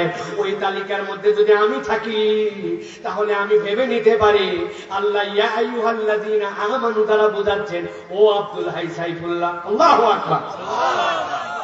কিন্তু রব্বুল আলামিন বলতেছেন দুনিয়ার মানুষ, আমি তোমাকে যে ঈমানদার বলে সম্বোধন করলাম এইটা তোমার কেবলমাত্র প্রাথমিক স্টেজ, কিন্তু আমি রব্বুল আলামিন তোমার মর্যাদা, তোমার নামটা, তোমার আল্লাহর কাছে দামটুকু এইটুকুর মধ্যে রাখতে চাই না। আল্লাহ রব্বুল আলামিন বলতেছেন নবী জানায় রাখেন, কেউ যদি ঈমান আনে, ঈমান আনার সাথে সাথে সে মুমিন হয়ে যায়, কিন্তু এই বান্দাকে আল্লাহ মুমিন হিসেবে কেবল দেখতে চান না, ওই ঈমানদারকে আল্লাহ রব্বুল আলামিন গ্রেড 2-তে তুলতে চান। ওই ঈমানদার যখন আল্লাহর দেওয়া হুকুম আহকামগুলো মানতে শুরু করে, উদখুলু ফিস সিলমি কাফা, এই হাদিস এই আয়াতের আমল যখন তার জীবনে নিয়ে নেয়, আমার আল্লাহ যা বলেছেন তার কাছে মাথা সারেন্ডার করে দেয়, আল্লাহ বলছেন তখন ওই ব্যক্তি মুমিন থেকে মুসলিম হয়ে যায়। আর যখন বান্দা মুসলিম হয় রব্বুল আমিন এইটুকুই তাকে কেবল দেখতে চান না, আল্লাহ বলতেছেন আমি তার গ্রেড আরো বাড়াতে চাই। আল্লাহ কোরআনে বলেছেন কুতিবা আলাইকুমুস সিয়াম কামা কুতিবা আলাল্লাযীনা মিন ক্বাবলিকুম লাআল্লাকুম তাত্তাকুন। আল্লাহ বলতেছেন এরকম সিয়াম সহ অন্যান্য আমল তোমাদের জন্য আছে। তুমি একজন মুমিন, এরপরে মুসলিম, কিন্তু আমি আল্লাহ তোমার গ্রেড আরো উপরে দেখতে চাই। আল্লাহ বলছেন যখন তার কোন বান্দা আল্লাহর যত নিষেধাজ্ঞা আছে সেখান থেকে নিজেকে সরায় নেয়, আল্লাহ বলেছেন মিথ্যা বলবে না, সে সাথে সাথে নিজের জীবনে শপথ করছে জীবন থাকবে, মিথ্যা থাকবে না। আল্লাহ বলছেন গীবত করবে না, ও গীবত করে না। আল্লাহ বলছেন সুদের সাথে সম্পর্ক রাখবে না, সুদের সাথে সম্পর্ক রাখে না। বেপরদা ঘুরবি না, বেপরদা ঘুরে না। কখনো মিথ্যা মামলা করবি না, মিথ্যা মামলা করে না। মিথ্যা সাক্ষ্য দিবি না, মিথ্যা সাক্ষ্য দেয় না। আল্লাহ যত নিষেধ আছে সেখান থেকে নিজেকে ফিরায় নেয়। আল্লাহ বলছেন আমার বান্দা মুমিন, এরপরে মুসলিম, এরপরে আমার বান্দাকে আমি তখন গ্রেড 3, আমার বান্দাকে আমি মুত্তাকি হিসাবে কবুল করে নেই। সুবহানাল্লাহ, সুবহানাল্লাহ। কিন্তু আমার বান্দাকে কেবল মুত্তাকি হিসাবে কেবল দেখতে চাই না, আমি আমার বান্দার মর্যাদা আরো বাড়াতে চাই। আল্লাহ বলছেন আমার বান্দাকে আমি ওই লেভেলে দেখতে চাই যেই লেভেলের উপরে আর কোন বান্দার স্টেজ নাই। সেইটা কি, আমার বান্দা এমন কাজ করে যেই কাজ করলে আল্লাহ রাব্বুল আলামিন খুশি হন, কিন্তু এই কাজ না করলে আল্লাহও খুশি হন না। আমার বান্দা শেষ রাত্রে উঠে তাহাজ্জুদ পড়ে, কেউ যদি চায় তাকে দান খয়রাত করে। আমার বান্দা সব সময় মানুষের জন্য কল্যাণকর আচরণ করে, সুন্দর হাসি মুখে কথা বলে, অপরের কল্যাণে ছুটে চলে, আল্লাহর দিন যেন বিজয়ী হয় তার জন্য চেষ্টা করে। আল্লাহ রাব্বুল আলামিন কোন বান্দা যখন ভালো কাজে প্রতিযোগিতা করে, আল্লাহ বলছেন ওই বান্দাকে তখন আমি গ্রেড 4-এ আনি, ওই বান্দার নাম হয় তখন মুহসিন। সুবহানাল্লাহ, সুবহানাল্লাহ। আল্লাহ কোরআনে বলছেন, এবার খেয়াল করেন, ইয়া আইয়ুহাল্লাযীনা আমানুত্তাকুল্লাহ, ও ঈমানদারেরা তোমরা যদি সফল হতে চাও, 1 নম্বর তোমাদের দায়িত্ব হচ্ছে তোমরা আল্লাহ রাব্বুল আলামিনকে ভয় করে চলো। আল্লাহকে ভয় করার মানে কি? আল্লাহ রাব্বুল আলামিনকে ভয় করে চলার অনুপ্রেরণা মানে কি? হযরত ওমর ফারুক রাদিয়াল্লাহু তাআলা, তার কাছে একজন সাহাবী এসে বলছে, খলিফাতুল মুসলিমিন আমিরুল মুমিনিন, তাকওয়া তো বুঝি, কিন্তু তারপরে আপনার কাছে জানতে চাই তাকওয়ার সহজ কোন সংজ্ঞা আমাদেরকে একটু শিখাই দিবেন নাকি? হযরত ওমর ফারুক বলতেছেন, আমার ভাই, তুমি কি কখনো এমন কোন পথ দিয়ে গেছো যে এই পথটা একটা গিরিখাত, 2টা পাহাড়, মধ্যে দিয়ে একটা চিকন গলির মতো রাস্তা, আর ওই রাস্তার মধ্যে চলার অবস্থাতে আশপাশে অনেক কাঁটাওয়ালা গাছ আছে, যদি এরকম গিরিখাতে চলো আর সেই রাস্তায় যদি কাঁটাওয়ালা গাছ থাকে তখন তুমি কেমন করে চলো বলো তো? বলে আমিরুল মুমিনিন, আমি সাবধানে চলি, যেখানে বাড়ি খাবো মাথা ওখানে মাথা নামাই ফেলি, যেখানে তোলা লাগবে সেখানে তুলে ফেলি, আর কাপড় চোপড় গুলা খুব জড়সড় হয়ে চলি, কোনোভাবে যেন কাঁটার মধ্যে বেঁধে যে আমার কাপড় টাট খায় না যায়। হযরত ওমর ফারুক বলছেন, তোমার দুনিয়ার জিন্দেগিটা এমন হবে আল্লাহ যা পছন্দ করেন, তুমি সেখান থেকে সংগোপনে নিজেকে বাঁচায় বাঁচায় চলবে। তোমার চলার পথ যদি এইটা হয় তাহলে ওইটাই হচ্ছে তোমার তাকওয়ার পথ। সুবহানাল্লাহ, সুবহানাল্লাহ। কিন্তু বান্দার অবস্থা এমন হয়েছে, হালাল হারাম মানে না, হালাল হারামের বিবেচনা করে না। দুনিয়াদার আমরা নিরেটা মনে হয়ে গেছি, হালাল হারামের চিন্তায় আমাদের মাথার থেকে উঠে গেছে। দাড়িওয়ালা, টুপিওয়ালা, নামাজি, কিন্তু এমন কাজ করে আশ্চর্য হয়ে যায় মানুষ। কথা ঠিক কিনা? আপনার জমির সাথে জমি লাগানো। হাজার হাজার বার এই কথা আমি বলেছি। এত বড় দাড়ি, গায়ের মধ্যে জুব্বা, মসজিদে প্রথম কাতারে থাকে, ফজরের নামাজের পরে কান্দের মধ্যে কোদাল নিয়ে মাঠের দিকে রওনা হয়েছে। লোকজন বলছে এত সকালে মুরব্বী কই যান? বলছে বাবা রে, আমার জমি আলটা একটু কাটতে যায়, বেশি রোদ উঠলে আমার বয়স হয়ে গেছে, আর কাজ করতে পারি না, এই জন্য সূর্য উঠার আগে কাজ করে ফিরে আসতে চাই।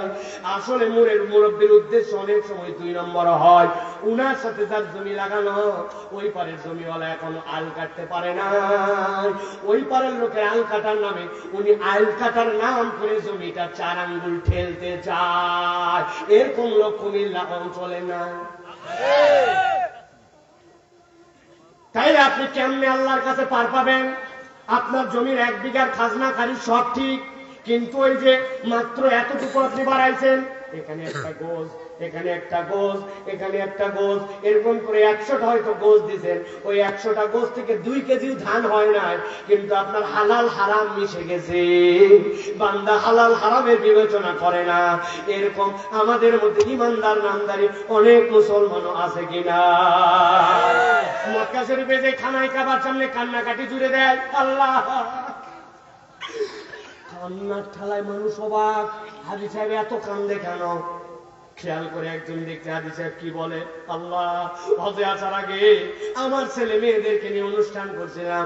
20 বিঘা জমি ছিল আমার, 2 ছেলে 2 মেয়ে, মেয়েদেরকে সোনা দিব, গলার মালা এনে দিব, বিয়ে দেওয়ার সময় খরচ হয়েছে, এইগুলা কথাবার্তা বলে 2 মেয়েকে 3 বিঘা জমি, আর বাকি ছেলেদেরকে 17 বিঘা জমি ভাগ করে দিতে। আল্লাহ কাজটা ঠিক হয় নাই, খানায় খাবার সামনে আসছি, মেহরবানি করে মাফ করে দে। আছে কিনা? বান্দার হক নষ্ট করে মসজিদে দান করে, মাদ্রাসায় দান করে, বারবার উমরা হতে চলে যায়, নিজের ছেলে মেয়ের মধ্যে বেহিসাব করছে। বুঝে থাকলে বলেন তো, ইমানদার হলেও ও কি আল্লাহর কাছে মুত্তাকি হতে পারছে? এরকম লোক আমাদের এলাকায় আছে কিনা? আছে? খবরদার আর আছে বলবেন না, বলবেন আমরা আছে। নিজেদের পেটের মধ্যে গুণী আছে আছে লাগাইছি। প্রত্যেকে আমরা এরকম সুযোগ সন্ধানী মুসলমান, ধান্দাবাজ। আমরা মুত্তাকি হই না। অল্প একটু সুযোগ পাইলে আমরা তাকওয়ার পথ থেকে অন্যদিকে চলে যাই। নবীজির কাছে একজন সাহাবী এসে বলছে, ইয়া রাসূলুল্লাহ, এই যে আমার ছেলে, আমি তাকে বড় ভালোবাসি। ভালোবাসা তো কি হয়েছে? বলে আমি তার জন্য একটা গোলাম রেখে দিয়েছি। নবীজি বললেন, তোমার আর কোন ছেলে পেলে আছে? ইয়া রাসূলুল্লাহ, আছে। তাদেরকে গোলাম দিছ না? নবীজি বললেন, শোনো, সবার জন্য গোলাম দাও, অথবা তোমার সন্তান থেকে গোলাম ছুটায় না। এক মায়ের পেটের সন্তান, তোমার ভালোবাসা কম বেশি অন্তরে থাকতে পারে, বাইরে তুমি কখনো বিভেদ সৃষ্টি করতে পারবে না। অনেক হাজী সাহেব গাজী সাহেব আছে, যে ছেলেরে ভালোবাসে তারে জমি জমা লিখে দিছে, আর বাকিগুলারে ফাঁকি মারে, আবার মসজিদে আসে তসবিহ টেপে। আপনি এখনো আল্লাহর হক ঠিক মতো বুঝতে পারেন না, ঠিক না? 2 নম্বর মুসলমান আপনি। আপনার দোকানের মাল হালাল, ব্যবসা হালাল, কিন্তু আপনি বড় ধান্দাবাজ। আপনি বলছেন আপনার মতো চেনা লোক বলে কেনা দামে দিলেন, মিথ্যা কথা। আপনি ব্যবসায়িক স্বার্থে বলছেন চেনা লোক, ওই লোককে জন্মেও দেখেন নাই। কেনা দামে বলছেন, কেনা দামে বলে 500 টাকা কল্লা সাইজ করে ফেলছেন আপনি, শুধুমাত্র ব্যবসায়িক ধান্দায়। মাল হালাল, সব হালাল, কিন্তু চেনা দামে কেনা লোক, বউনির কাস্টমার, এই কথা বলে আপনি হারামে ঢুকে গেছেন। নিজে মুমিন, এখনো মুত্তাকি হতে পারেন না। কথা বলেন। অতএব আল্লাহ রাব্বুল আমিন বলছেন, সফলতার মানদণ্ডে ওই রাস্তায় যদি উঠতে চাও, ওই মহাসড়কে যদি পৌঁছাতে চাও, 1 নম্বরে আমি রব্বুল আমিন বললাম, ইয়া আইয়ুহাল্লাযীনা আমানুত্তাকুল্লাহ। 1 নম্বরে আল্লাহ রাব্বুল আলামিনকে ভয় করতে হবে। মুত্তাকিদের কাতারে নিজেদের নামগুলা উঠাতে হবে। এখন একটা কথা কেবল জিজ্ঞাসা করব, বুঝে থাকলে বলেন তো, আমি আমার নাম মুত্তাকির কাতারে উঠাতে চাই, আল্লাহকেও ভয় করতে চাই, জনগণকেও ফাঁকি দিতে চাই না, কিন্তু আমার সাথে আমার নামাজ নাই। বেনামাজি কোনদিন মুত্তাকি হতে পারে? যারা বললেন না ঝামেলা আছে নাকি, বেনামাজি মুত্তাকি হতে পারে? ছোট্ট একটা গল্প শোনাই। যদি শোনায় আপনারা ঝামেলায় পড়ে যাবেন, কিন্তু ঝামেলা যদি কান্দে নিতে রাজি থাকেন তাহলে শোনাবো। পরে দোষ দিয়ে না দেন। পাকিস্তানের এক উস্তাদ তার ছাত্রকে বলছে, বাবা অনেকদিন পড়াইছি তোকে, আজকে তোকে একটা প্রশ্ন করবো, উত্তর দেওয়া লাগবে। বলেন ওস্তাদ জি, কি প্রশ্ন? বলে, বলতো দুনিয়াতে নামাজ পড়ে না কারা কারা, তোর দৃষ্টিতে কারা কারা বল। ছেলে বলতেছে, অনেকদিন আপনি পড়িয়েছেন, আমি আমার ক্ষুদ্র চিন্তা ভাবনা করে ওস্তাদ বলতে চাই, দুনিয়াতে 3 শ্রেণীর লোক নামাজ পড়ে না। কয় শ্রেণী? আস্তে করে বলেন, কয় শ্রেণী? আরেকবার বলেন, কয় শ্রেণী? বল কে কে? 1 নম্বরে ওস্তাদ, দুনিয়াতে যে পাগল অথবা অজ্ঞান এই লোক আমি দেখছি নামাজ পড়ে না। পাগল নামাজ পড়ে, পড়লে উল্টা পাল্টা পড়ে, অজ্ঞান লোক নামাজ পড়ে। ফাইন, দারুণ বলছে। 2 নম্বর কে? বলে ওস্তাদ 2 নম্বরে দুনিয়ায় যারা মৃত মরা মানুষ নামাজ পড়ে না, বরং মরা মানুষের নামাজ পড়া লাগে, ঠিক কিনা? দারুণ বলছিস। 1 নম্বর অজ্ঞান পাগল, 2 নম্বরে মৃত। এবার 3 নম্বরে কে বলতো বাজান? বলছে 3 নম্বরে দুনিয়াতে যারা অমুসলমান তারা নামাজ পড়ে না। এবার আপনাদের কাছে জিজ্ঞাসা করে বলেন তো ভাই, 1 নম্বর নামাজ পড়ে না কে? অজ্ঞান বা পাগল। সবাইকে বলতে হবে, বলেন আরেকবার বলেন, 1 নম্বর নামাজ পড়ে না কে? 2 নম্বর নামাজ পড়ে না কে? মৃত। 2 নম্বর কে? 3 নম্বর কে? মুসলমান। জোরে বলেন। এবার আপনাদের কাছে জিজ্ঞাসা করবো, উত্তর দেন। এখানে আমি সহ আমরা যারা আছি, ওই যে দাঁড়ায়া, ওই যে বসে, ওই যে সিঁড়িতে, শেষ পর্যন্ত যত মানুষ আমরা এখানে আছি, জিজ্ঞাসা করবো, উত্তর দেন। আমরা এখানে যারা আছি, আমরা কি পাগল বা অজ্ঞান? আমরা কি মৃত? তাহলে হয় মরা, না হয় অজ্ঞান। বলছেন না না, আমি মরাও না, আমি অজ্ঞানও না। তাহলে আপনি মুসলমান কে? বাড়ির চাই হিসাব মিলাই নিয়েন। এই জন্য বলছে ঝামেলা নিজের টান কামে কাঁধে কিন্তু টাইনে আনছেন। নামাজ নাই, আপনার আমল নামায় কিচ্ছু নাই। নামাজ আছে, আপনার আমল নামার হিসাব শুরু হয়েছে। তাহলে 1 নম্বরে আল্লাহ বলছেন, ইয়া আইয়ুহাল্লাযীনা আমানুত্তাকুল্লাহ। 1 নম্বরে তুমি মুত্তাকি হও। 2 নম্বর আল্লাহ বলছেন, ওয়াবতাগু ইলাইহিল ওয়াসিলা। আমি রব্বুল আমিন তোমাকে দায়িত্ব দিলাম। কি দায়িত্ব আল্লাহ দিলেন? আল্লাহ বলছেন, তুমি আল্লাহ রাব্বুল আমিনের কাছে ওসিলা তালাশ করো। ওসিলার মানে কি? এইটা ঈমানের সবচেয়ে কঠিন পাঠ, এটা ভালো করে বুঝতে হবে। মুফাসসিরে কেরাম বলছেন, দুনিয়ার বুকে আল্লাহর কাছে ওসিলা মানে আল্লাহর ইবাদতের দিকে তুমি নিবিষ্ট হও। আর আল্লাহর কাছে যদি চাও তুমি কিছু, তাহলে আল্লাহর কাছে তোমার ইবাদতের ওসিলা বানাও। আল্লাহর কাছে চাওয়ার ক্ষেত্রে বান্দা আর আল্লাহর মধ্যে, আল্লাহর সাথে কোনো মাখলুক কখনো ওসিলা হতে পারে না। আল্লাহর নিকটবর্তী হও, ওসিলা তালাশ করো। আপনি বলতেছেন আমি ওসিলা তালাশ করি। কি ওসিলা আপনি তালাশ করেন? আল্লাহ অমুক পীর সাহেবের মাজার এবং মাজারের ভিতরে যিনি শুয়ে আছেন তার ওসিলায় আমার বাচ্চাদের একটু রোগ ভালো করে দাও। এরকম বেমারের রুগী কুমিল্লা অঞ্চলে আছে কিনা ভাই? ভালো করে ঠান্ডা মাথায় বোঝেন। আপনি বলবেন সমস্যা কোথায়? এই ওসিলা চাইলে আমার মুশকিল কোথায়? এইটা ঈমানের চ্যাপ্টার। এইটা যদি আপনি না বোঝেন, আপনার ঈমান এখনো আনা হয় না। আল্লাহ নবী সাল্লাল্লাহু আলাইহি সাল্লামের সময় 2টা মানুষ ছিল। আমি তাদের নাম বলবো, আপনারা খালি উত্তর দিবেন যে ইনাদেরকে চেনেন কিনা। আবু জেহেল, উতবা, সাইবা চেনেন? এবার বলেন তো ভাই, যে মানুষগুলোর নাম বললাম এরা কি ইসলামের শত্রু নাকি বন্ধু? একটু জোরে বলেন। গভীর মনোযোগ, ঠান্ডা মাথায় শুনেন। আল্লাহ আয়াতে কারিমা অবতীর্ণ করলেন, নবীজির কাছে অবতীর্ণ করে বললেন, ওই আবু জেহেল, উতবা, সাইবার কাছে যে আপনি জিজ্ঞাসা করবেন 4টা প্রশ্ন খেয়াল করেন। আল্লাহ জিজ্ঞাসা করতে বললেন যে বলো, মাইয়ারযুকুকুম মিনাস সামাই ওয়াল আরদ আম্মান ইয়ামলিকুস সামআ ওয়াল আবসার। আল্লাহ বললেন যে জিজ্ঞাসা করবেন এই আবু জেহেল, আসমান জমিন থেকে তোমাকে রিজিক দেয় কে? আপনাদের কাছে জিজ্ঞাসা করে নাই? আবু জেহেল উতবা সাইবার কাছে গভীর মনোযোগ দেন। আল্লাহ বলছেন জিজ্ঞাসা করবেন আসমান জমিন থেকে রিজিক দেয় কে? আর জিজ্ঞাসা করবেন তাদের কাছে যে আম্মাই ইয়ামলিকুস সামআ ওয়াল আবসার, তোমাদেরকে চোখ দিয়েছে কে আর তোমাদেরকে কান দিয়ে শোনার যোগ্যতা দিয়েছে কে? আল্লাহু আকবার। আপনার কত অঙ্গ আছে? হাত আছে, পা আছে, চোখ আছে, কান আছে, কিন্তু আল্লাহ রাব্বুল আলামিন সব অঙ্গ বাদ দিয়া মানুষের চোখ আর কানের ব্যাপারে কেন জিজ্ঞাসা করলেন? দুনিয়ার মানুষ ভালো করে বোঝেন, কোন একটা মেশিন তার কমসে কম 3টা পার্ট থাকে।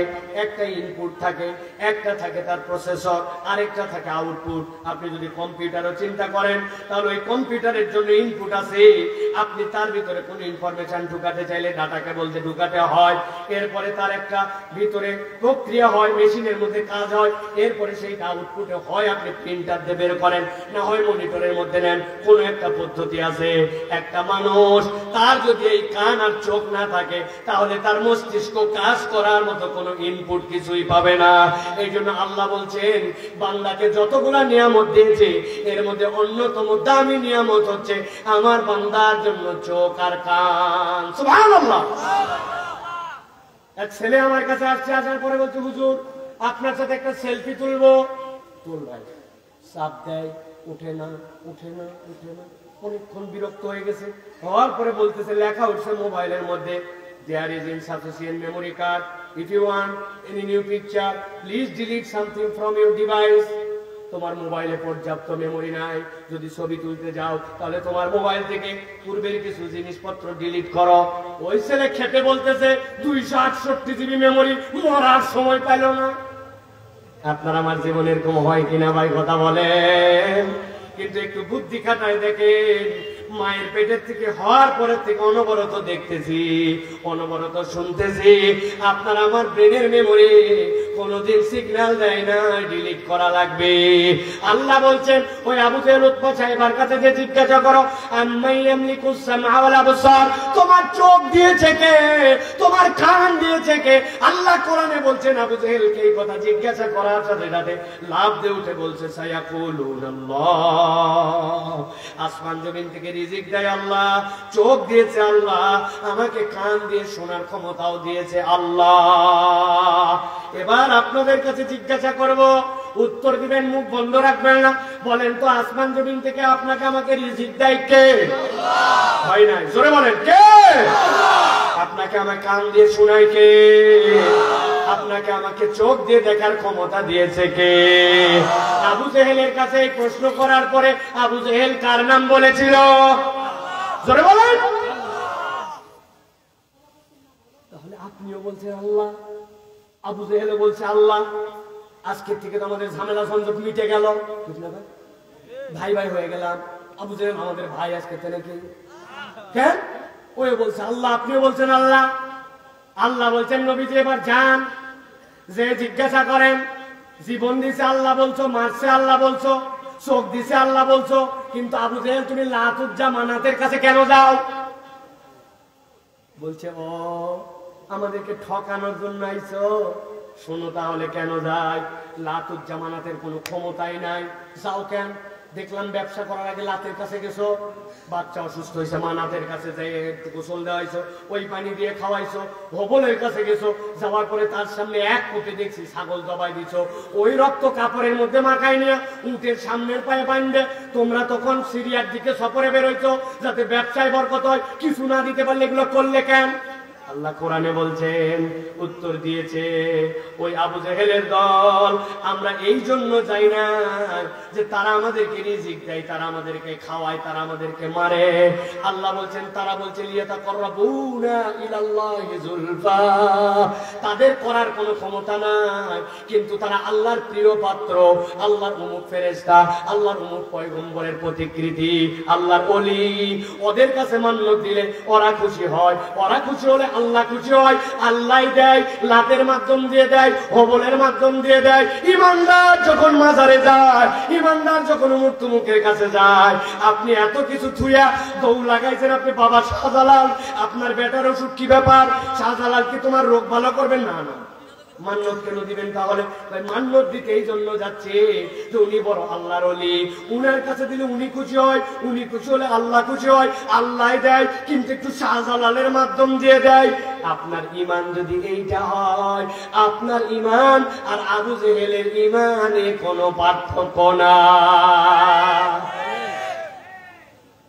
ভালো করে বুঝেন, আল্লাহ এই জন্য বলছেন তাকওয়া অবলম্বন করো, ওয়াবতাগু ইলাইহিল ওয়াসিলা, আল্লাহর নৈকট্য অর্জনের জন্য পথ অন্বেষণ করো। ওলিয়া উলিয়াকে তাহলে মানবো না? হ্যাঁ মানবো। কি জন্য মানবো? তিনি আমাকে জান্নাতে যাওয়ার গাইডলাইন দেখাবেন, কিন্তু তার কবরের সামনে যখন যাব, কবর থেকে নেওয়ার জন্য নয়, বরং কবরে দেওয়ার জন্য যাব। আসসালামু আলাইকুম ইয়া দিয়ারা কুবুরিল মুমিনিন ওয়াল মুসলিমিন, আনতুম লানা সাবিকুন ওয়া নাহনু ইনশাআল্লাহ লালাহিকুন। আপনাদের প্রতি সালাম, আপনারা আমাদের আগে আসছেন, ঈমানের উপরে থাকলে আমরা আপনার সাথে মিলিত হব। তাদের কাছে নিতে যাই না, তাদের কাছে দিতে গেছি। নিতে যদি যান ঈমানটা হারাবেন, ঠিক না? অতএব সফলতার রাস্তার 2 নম্বরটা ভালো করে বোঝেন। ওসিলার মধ্যে তাআব্বুদিয়া নাই, দুনিয়ার ওসিলা আছে। দুনিয়ার ওসিলা তো লাগবে। ডাক্তার দেখাইছেন আপনি, না দেখালে আপনি সারবেন কেমনে? ওটা ওই ওসিলা নয়। ডাইরেক্ট আল্লাহর সাথে চাওয়ার মধ্যে, বান্দার সাথে মধ্যে কোনো মধ্যস্থতা নাই।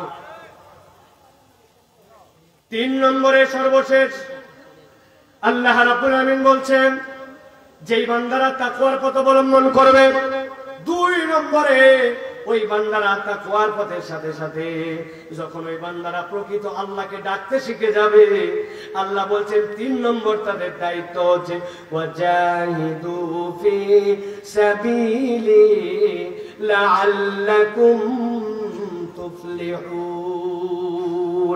আল্লাহ বলছেন আল্লাহর রাস্তায় তুমি জিহাদ করো, আল্লাহর রাস্তায় তুমি প্রচেষ্টা করো, আশা করা যায় রব্বুল আলামিন তোমাকে সফল করে দিবেন। সুবহানাল্লাহ। আল্লাহর রাস্তায় জিহাদ মানে কি? ওয়াজাহিদু ফি সাবিলিহি মানে কি? এইটার অনেকগুলা দিক আছে। একটা দিক আপনাকে হৃদয়ে অনুভব করতে হবে।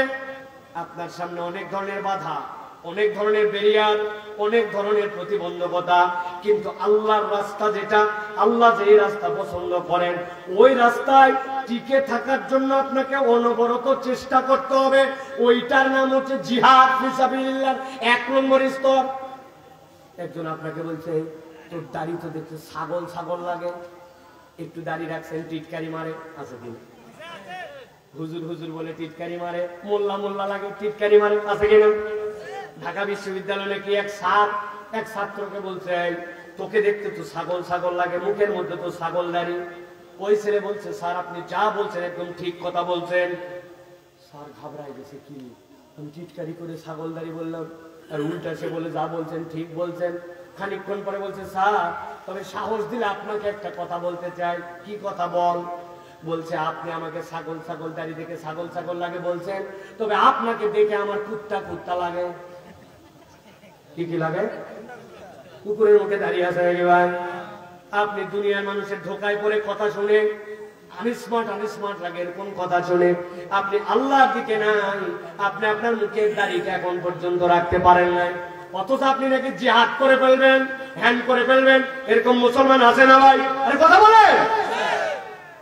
সবসময় বোরখা পরে ঘোরে, বিয়ে শাদীর অনুষ্ঠানে গেলে আর বোরখা লাগে না, পিকনিকে গেলে বোরখা লাগে না, ইচ্ছা মতো যখন ঈদের দিন নতুন ড্রেস পরে বের হয় তখন আর বোরখা লাগে না, সিজনাল বোরখা পরা।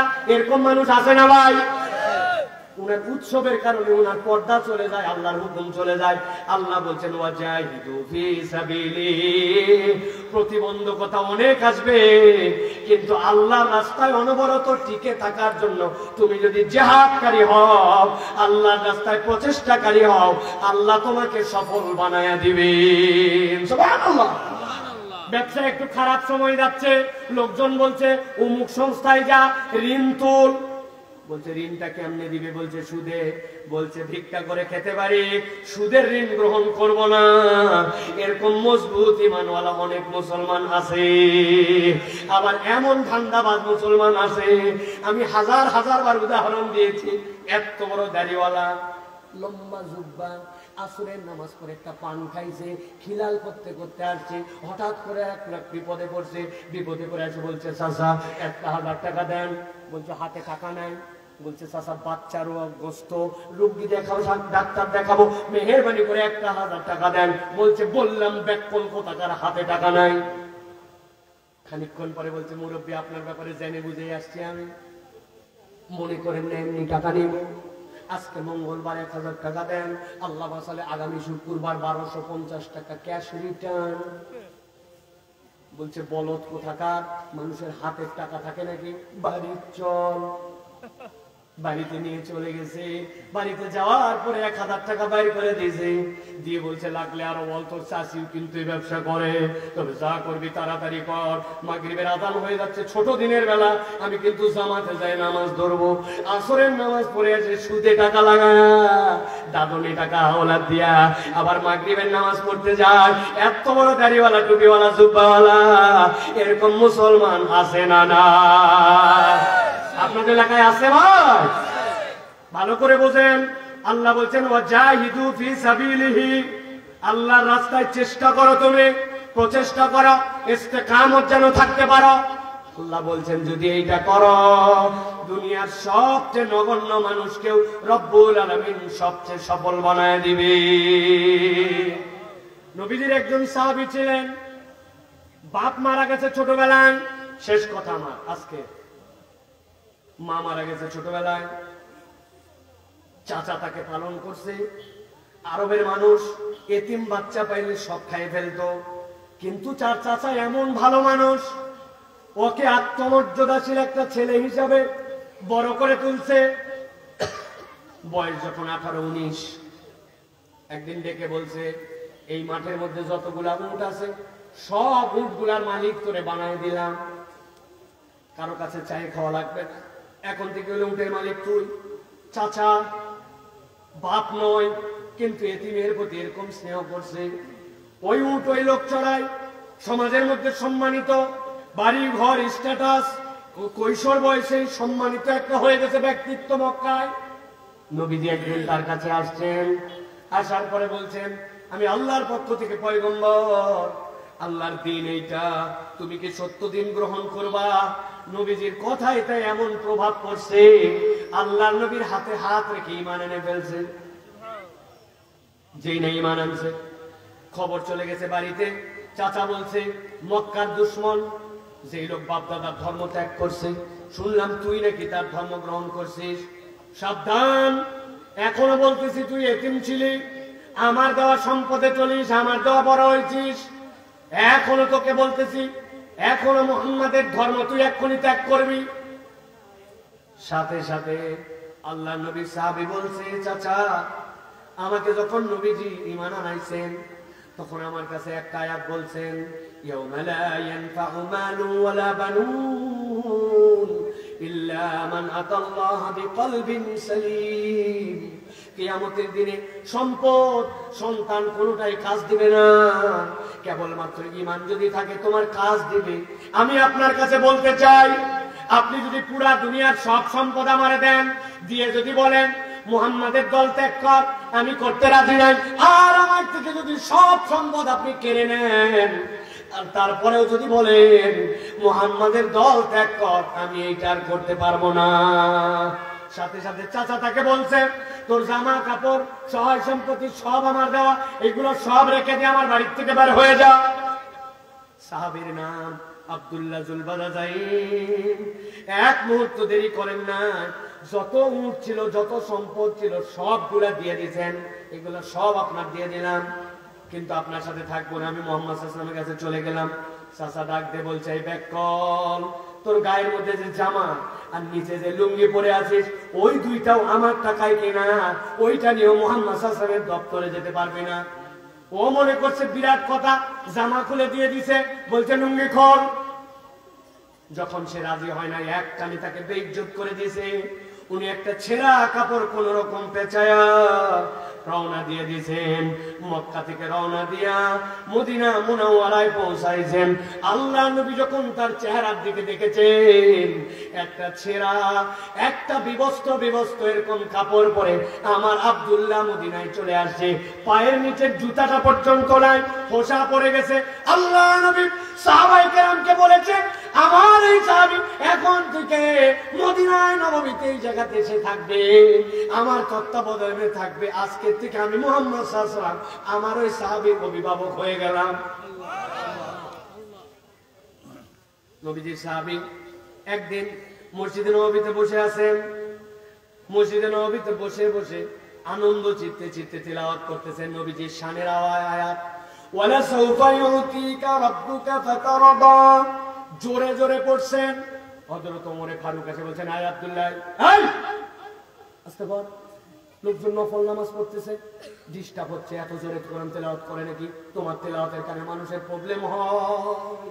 এই কথা ওমর রাদিয়াল্লাহু তাআলা বলতে দেরি, আল্লাহর নবী দৌড়ায় আসছেন। আসার পরে বলছেন, ওমর থামো, ওমর থামো, আব্দুল্লাহকে জোরে জোরে পড়তে দাও। ও যে কষ্ট করে ইমানের দাম বুঝে দুনিয়ার সব ত্যাগ করে ছিন্ন বস্ত্রে একটা জুতা তার মালিকানায় না, এই গরিবী হালতে এখানে আসছে। ও জোরে কোরআন তেলাওয়াত করলে ওর অন্তর আনন্দ পায়। তোমাদের একটু ডিস্টার্ব হলে হোক, কিন্তু আমার আব্দুল্লাহকে জোরে কোরআন তেলাওয়াত করতে নিষেধ করো না। তাবুকের যুদ্ধ শুরু হয়ে গেল। নবীজি ডাক দিলেন, কার কি আছে, কে কি দিবে, তাবুকের যুদ্ধে অংশগ্রহণ করো। খেজুর কাটার মৌসুম, বড় কঠিন মৌসুম, গরম তখন চরমে পৌঁছায় গেছে। 750 মাইল দূরে যুদ্ধ করার জন্য যাওয়া লাগবে। মদিনা রক্ষা করার সাথে এটা জড়িত। নবীজির ডাকে সাড়া দিয়া হযরত ওসমান রাদিয়াল্লাহু তাআলা 29,000 মুঠ দিলেন, সাথে সাথে 100 ঘোড়া দান করে দিলেন। হযরত ওসমানের দান দেখে সবাই অবাক হয়ে গেল। হযরত আবু বকরকে বললেন, আবু বকর তুমি কি কি নিয়ে আসছো, কি কি রেখে আসছো? বলে, ইয়া রাসূলুল্লাহ, আমার বাড়িতে যা ছিল সবগুলা নিয়ে চলে আসছি। বাড়িতে রাখছো কি তাহলে পরিবারের জন্য? বলে, আল্লাহর রাসূলকে রেখে আসছি। আল্লাহু আকবার। খোলো তো কি কি আনছো? এইটা আনছি, সেইটা আনছি, হাঁড়ি পাতিল বেলচা খন্তা। এই পোটলার মধ্যে কি? খোলার পরে দেখা গেল তার মধ্যে থেকে কতগুলা ছাই বের হয়েছে। এইটা কি হবে? বলি, ইয়া রাসূলুল্লাহ, আমি বলছি না বাড়িতে যা ছিল সব নিয়ে আসছি। ছাই হচ্ছে অ্যান্টিসেপটিক। আমার কোনো ভাইয়ের যদি ওই যুদ্ধের ময়দানে ছাইয়ের প্রয়োজন হয়, আঘাত পায়, আমার এই ছাইটাও যেন ওই মুজাহিদের কাজে লাগে। এই জন্য আল্লাহ রসুল ছাড়া আমার বাড়িতে কিচ্ছুই রাখি নাই। আল্লাহু আকবার। এক সাহাবী আসছে নবীজি সাল্লাল্লাহু আলাইহি ওয়াসাল্লামের কাছে, আবু আকিল। আসার পরে কান্নাকাটি করে নবীজির কাছে বলছেন, ইয়া রাসূলুল্লাহ, লজ্জায় অনেকে অনেক কিছু দিচ্ছে, আমি পোটলাটা আমাকে দিলাম, আপনাকে দিলাম। নবীজি বলছেন, পোটলার মধ্যে কি আছে রে আবু আকিল? বলি, ইয়া রাসূলুল্লাহ, আমি গরিব মানুষ, আমি ডে লেবারের কাজ করি, কিন্তু যে পরিমাণ সূর্য আর যে পরিমাণ রোদ, দিনের বেলা আর কোনো মদিনায় কাজ নাই। এই জন্য ইয়া রাসূলুল্লাহ, সারা রাত আমি কায়িক শ্রম দিয়েছি। সারা রাত কায়িক শ্রম দেওয়ার পরে আমার মালিক আমাকে 4 কেজি আমার জন্য খেজুর দিয়েছে। ইয়া রাসূলুল্লাহ, পরিবার চালানোর জন্য 2 কেজি খেজুর রাখছি। আর তাবুকের যুদ্ধের জন্য আবু আকিলের পক্ষ থেকে এই 2 কেজি খেজুর মেহেরবানি করে আপনি কবুল করে নেন। নবীজির সাহাবীরা যখন এরকম করে দান করতেছেন, নবীজি সাল্লাল্লাহু আলাইহি ওয়াসাল্লাম এরপরে বললেন, তাবুকের যুদ্ধের দিকে রওনা হও। তাবুকের যুদ্ধে চলে যাচ্ছেন। নবীজির পাশে পাশে আব্দুল্লাহ নবীজির পাশে পাশে রওনা হয়েছেন। আব্দুল্লাহ জুলবাদা যাইন যখন নবীজির সাথে সাথে যান, যাওয়ার পরে যুদ্ধের ময়দানে পৌঁছানোর পরে বলতেছেন, ইয়া রাসূলুল্লাহ, আমার বাপ ছোটবেলায় মারা গেছে, আমার মায়ের খবর নাই, সেই চাচার কাছে ছিলাম, সবকিছু কেড়ে নিয়ে নিঃস্ব করে বের করে দিয়েছে। আমি এখন আপনার কাছে থাকি, আপনার তত্ত্বাবধানে থাকি। এই দুনিয়ায় থাকার না থাকার মধ্যে আমার কোনো মানে নাই।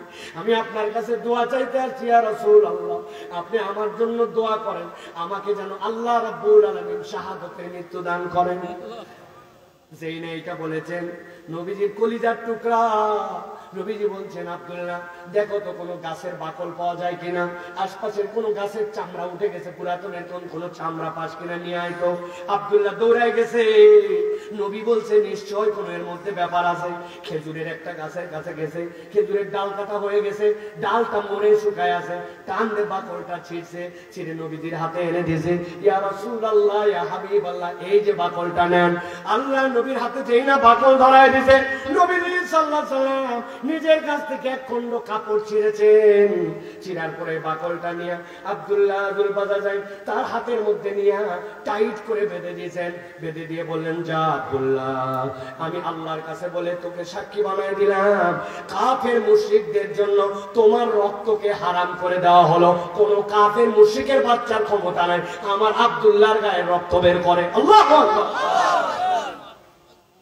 আব্দুল্লাহ কাঁদতে শুরু করছেন, ইয়া রাসূলুল্লাহ, আমি তো শাহাদাতের মৃত্যু চাই, কারণ আপনার কাছে শুনেছি কেউ যদি শহীদ হয়ে যায় আল্লাহর রাস্তায়, দুনিয়ায় যদি তার কেবলমাত্র ব্যক্তিগত ঋণ না থাকে, কোন ব্যক্তির সাথে যদি কোনো ঋণ না থাকে, ওই ব্যক্তির আর কোনো হিসাব নাই, বিনা হিসাব আল্লাহ জান্নাতে দেন। যাওয়ার পরে তাকে জিজ্ঞাসা করেন, জান্নাতে যাওয়ার পরে তোর আর কোনো কামনা আছে কিনা? ওই শহীদ তখন আল্লাহর কাছে বলে, আল্লাহ রে, আমার আর কোনো আমল কামনা নাই, আমার কোনো তৃপ্তি নাই, তবে একটাই কামনা আছে, আমাকে যে মর্যাদা তুমি দিয়েছো এই শাহাদাতে, আমি যদি আরেকবার তোমার রাস্তায় দুনিয়ায় যে তোমার জন্য শহীদ হয়ে আসতে পারতাম, এই সুযোগটা আছে কিনা? আল্লাহু আকবার। আমি চাইলাম শাহাদাতের মৃত্যু, আপনি বান্দা দিলেন হাতে বাকল।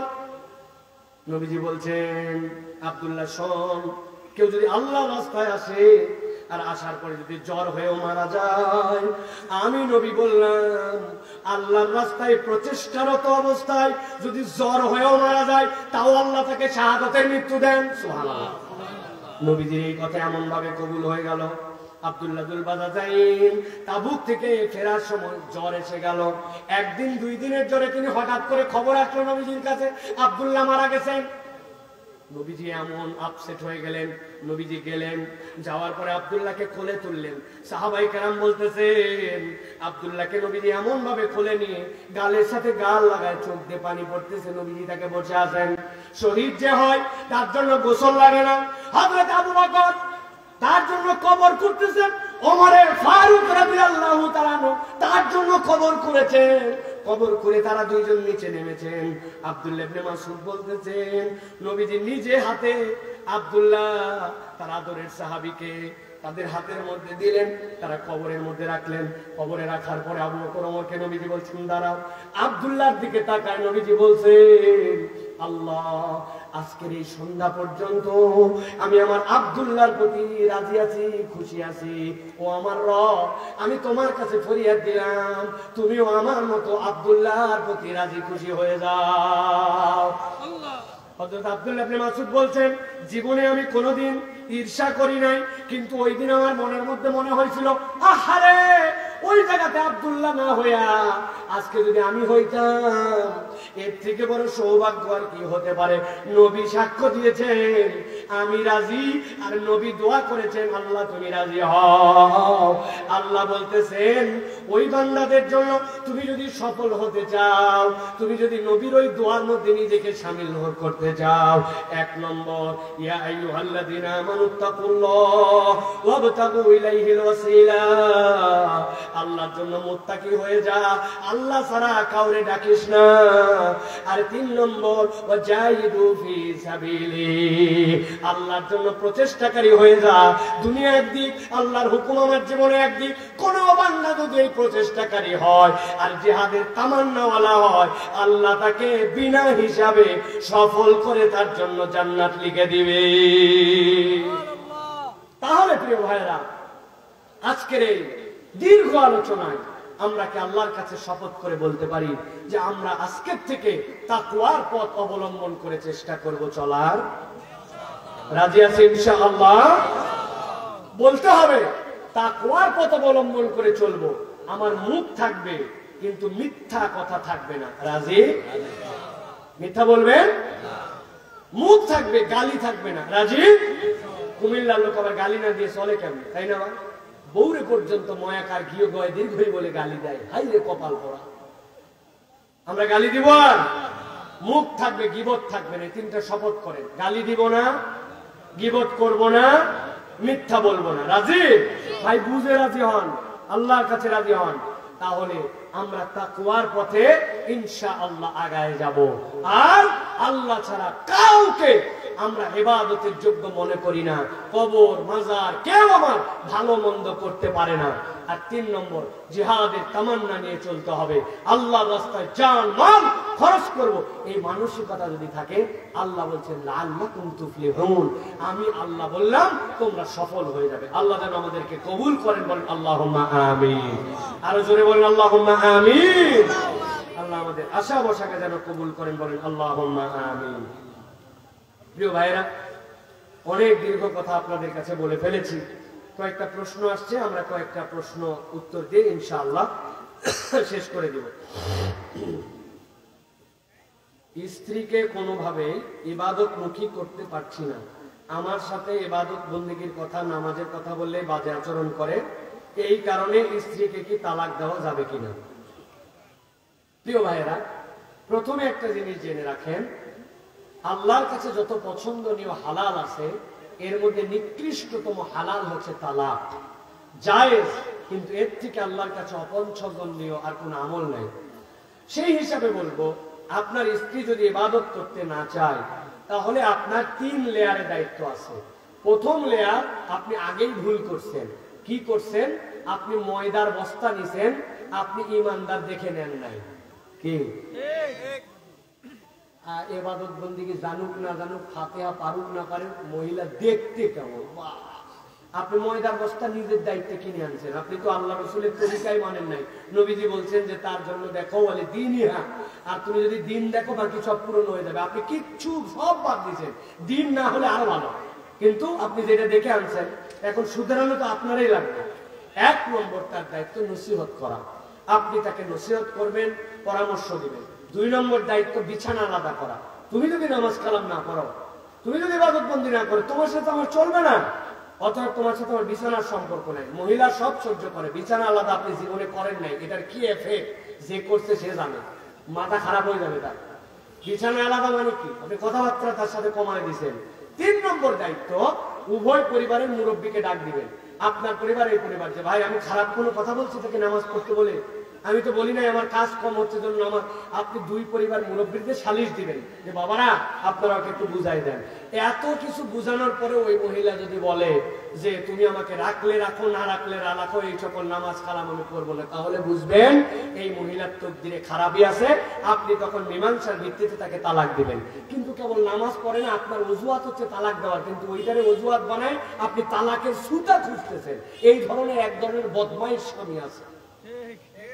তালাক কথায় কথায় গোষ্ঠী তালাক নেই, বাপ তালাক, মা তালাক, 100 তালাক, তোর বংশ তালাক, আবার তার সাথে সংসার করতে তালাকবাজ হলে হবে না। সুতরাং নসিহা করে, ভালোবাসা দিয়ে এইটা করতে হবে। আর একটা এক্সট্রা পরামর্শ দেই, আমাদের বউয়েরা যেই কমিউনিটির সাথে মেশে, ওই কমিউনিটি তাকে অনেক বড় প্রভাবিত করে। আপনার বউ কার সাথে মিশে যায় দেখেন, বাচ্চারা স্কুলে দিচ্ছে, সামনে যেগুলা বসে আছে, একটাও আল্লাহ ওয়ালা না, একটাও দিন পছন্দ করে না। মেকআপ দিয়ে কোন দিন কোন গয়না কোন শাড়ি, ওখানে খালি দুনিয়ায় আলোচনা হয়। উনি নিরেট আরো দুনিয়াদার হয়েছে। অতএব হুজুর, ইমাম, মুয়াজ্জিন যাদের বউ পর্দা পুচিদা করে অল্পতে সন্তুষ্ট থাকে, এদের সাথে একটু দোস্তালি পাতায়েন, তাছাড়া সোহবত ছাড়া মানুষ ভালো হয় না। এটা আপনাদের জন্য পরামর্শ, আশা করি উত্তর পেয়েছেন। হুজুর, আমি পালিয়ে বিয়ে করেছি, পরিবারের চাপে আমাদের তালাক হয়, আমরা এখন আবার বিবাহ করতে চাই, এখন আমরা বিয়ে করলে জায়েজ হবে কিনা? প্রিয় ভাইরা, এখানে 2টা জিনিস আছে। একটা হচ্ছে পালিয়ে বিয়ে করা বলতে আমাদের সমাজে আমরা যেটা বুঝি সেটা হচ্ছে পরিবারের সম্মতিহীন বিয়ে। পরিবারের সম্মতিহীন বিয়ের ক্ষেত্রে 2 ধরনের মাসালা আছে। ইনদাল আহনাফ বিয়ের ক্ষেত্রে ফরজ হচ্ছে 2টা। এর একটা হচ্ছে ইজাব আর কবুল, আর একটা হচ্ছে দেনমোহর। আর অভিভাবকের অনুমতি নেওয়া এটা আপনার জন্য উজুব, এটা খুবই গুরুত্বপূর্ণ। কিন্তু অনেকেই বলেছেন যে যেই মহিলারা বাকেরা তথা প্রথম বিয়ে হচ্ছে, আগে বিয়ে হয় না, এদের পরিবারের অনুমতি ছাড়া বিয়ে হবে না, তারা এটাকেও ফরজ বলেছেন। কিন্তু ইনদাল আহনাফ যদি কেউ পালায়ের কথা পিতামাতার অনুমতি ছাড়াও বিয়ে করে ফেলে, ইজাব কবুল এবং সাক্ষী এবং তার মধ্যে যদি তার দেনমোহর থাকে, তাহলে বিয়ে আদায় হয়ে গেছে, তার একটা ওয়াজিব নষ্ট হয়েছে, এই বিয়েটা তাহলে ভেঙে দেওয়া উচিত হবে না, বিয়ে হয়ে যাবে। এখন কথার কথা এরপরেও যদি তাদেরকে তালাক দিতে বাধ্য করা হয়, তাহলে এই তালাক যদি এক তালাক হয়, বিচ্ছেদের তালাক হয়, এরপরে তারা যদি তাকে বিয়ে দিতে চান আবার, তাহলে বিয়ে দিলে এই বিয়ে করতে কোনো আপনার আপত্তি নাই।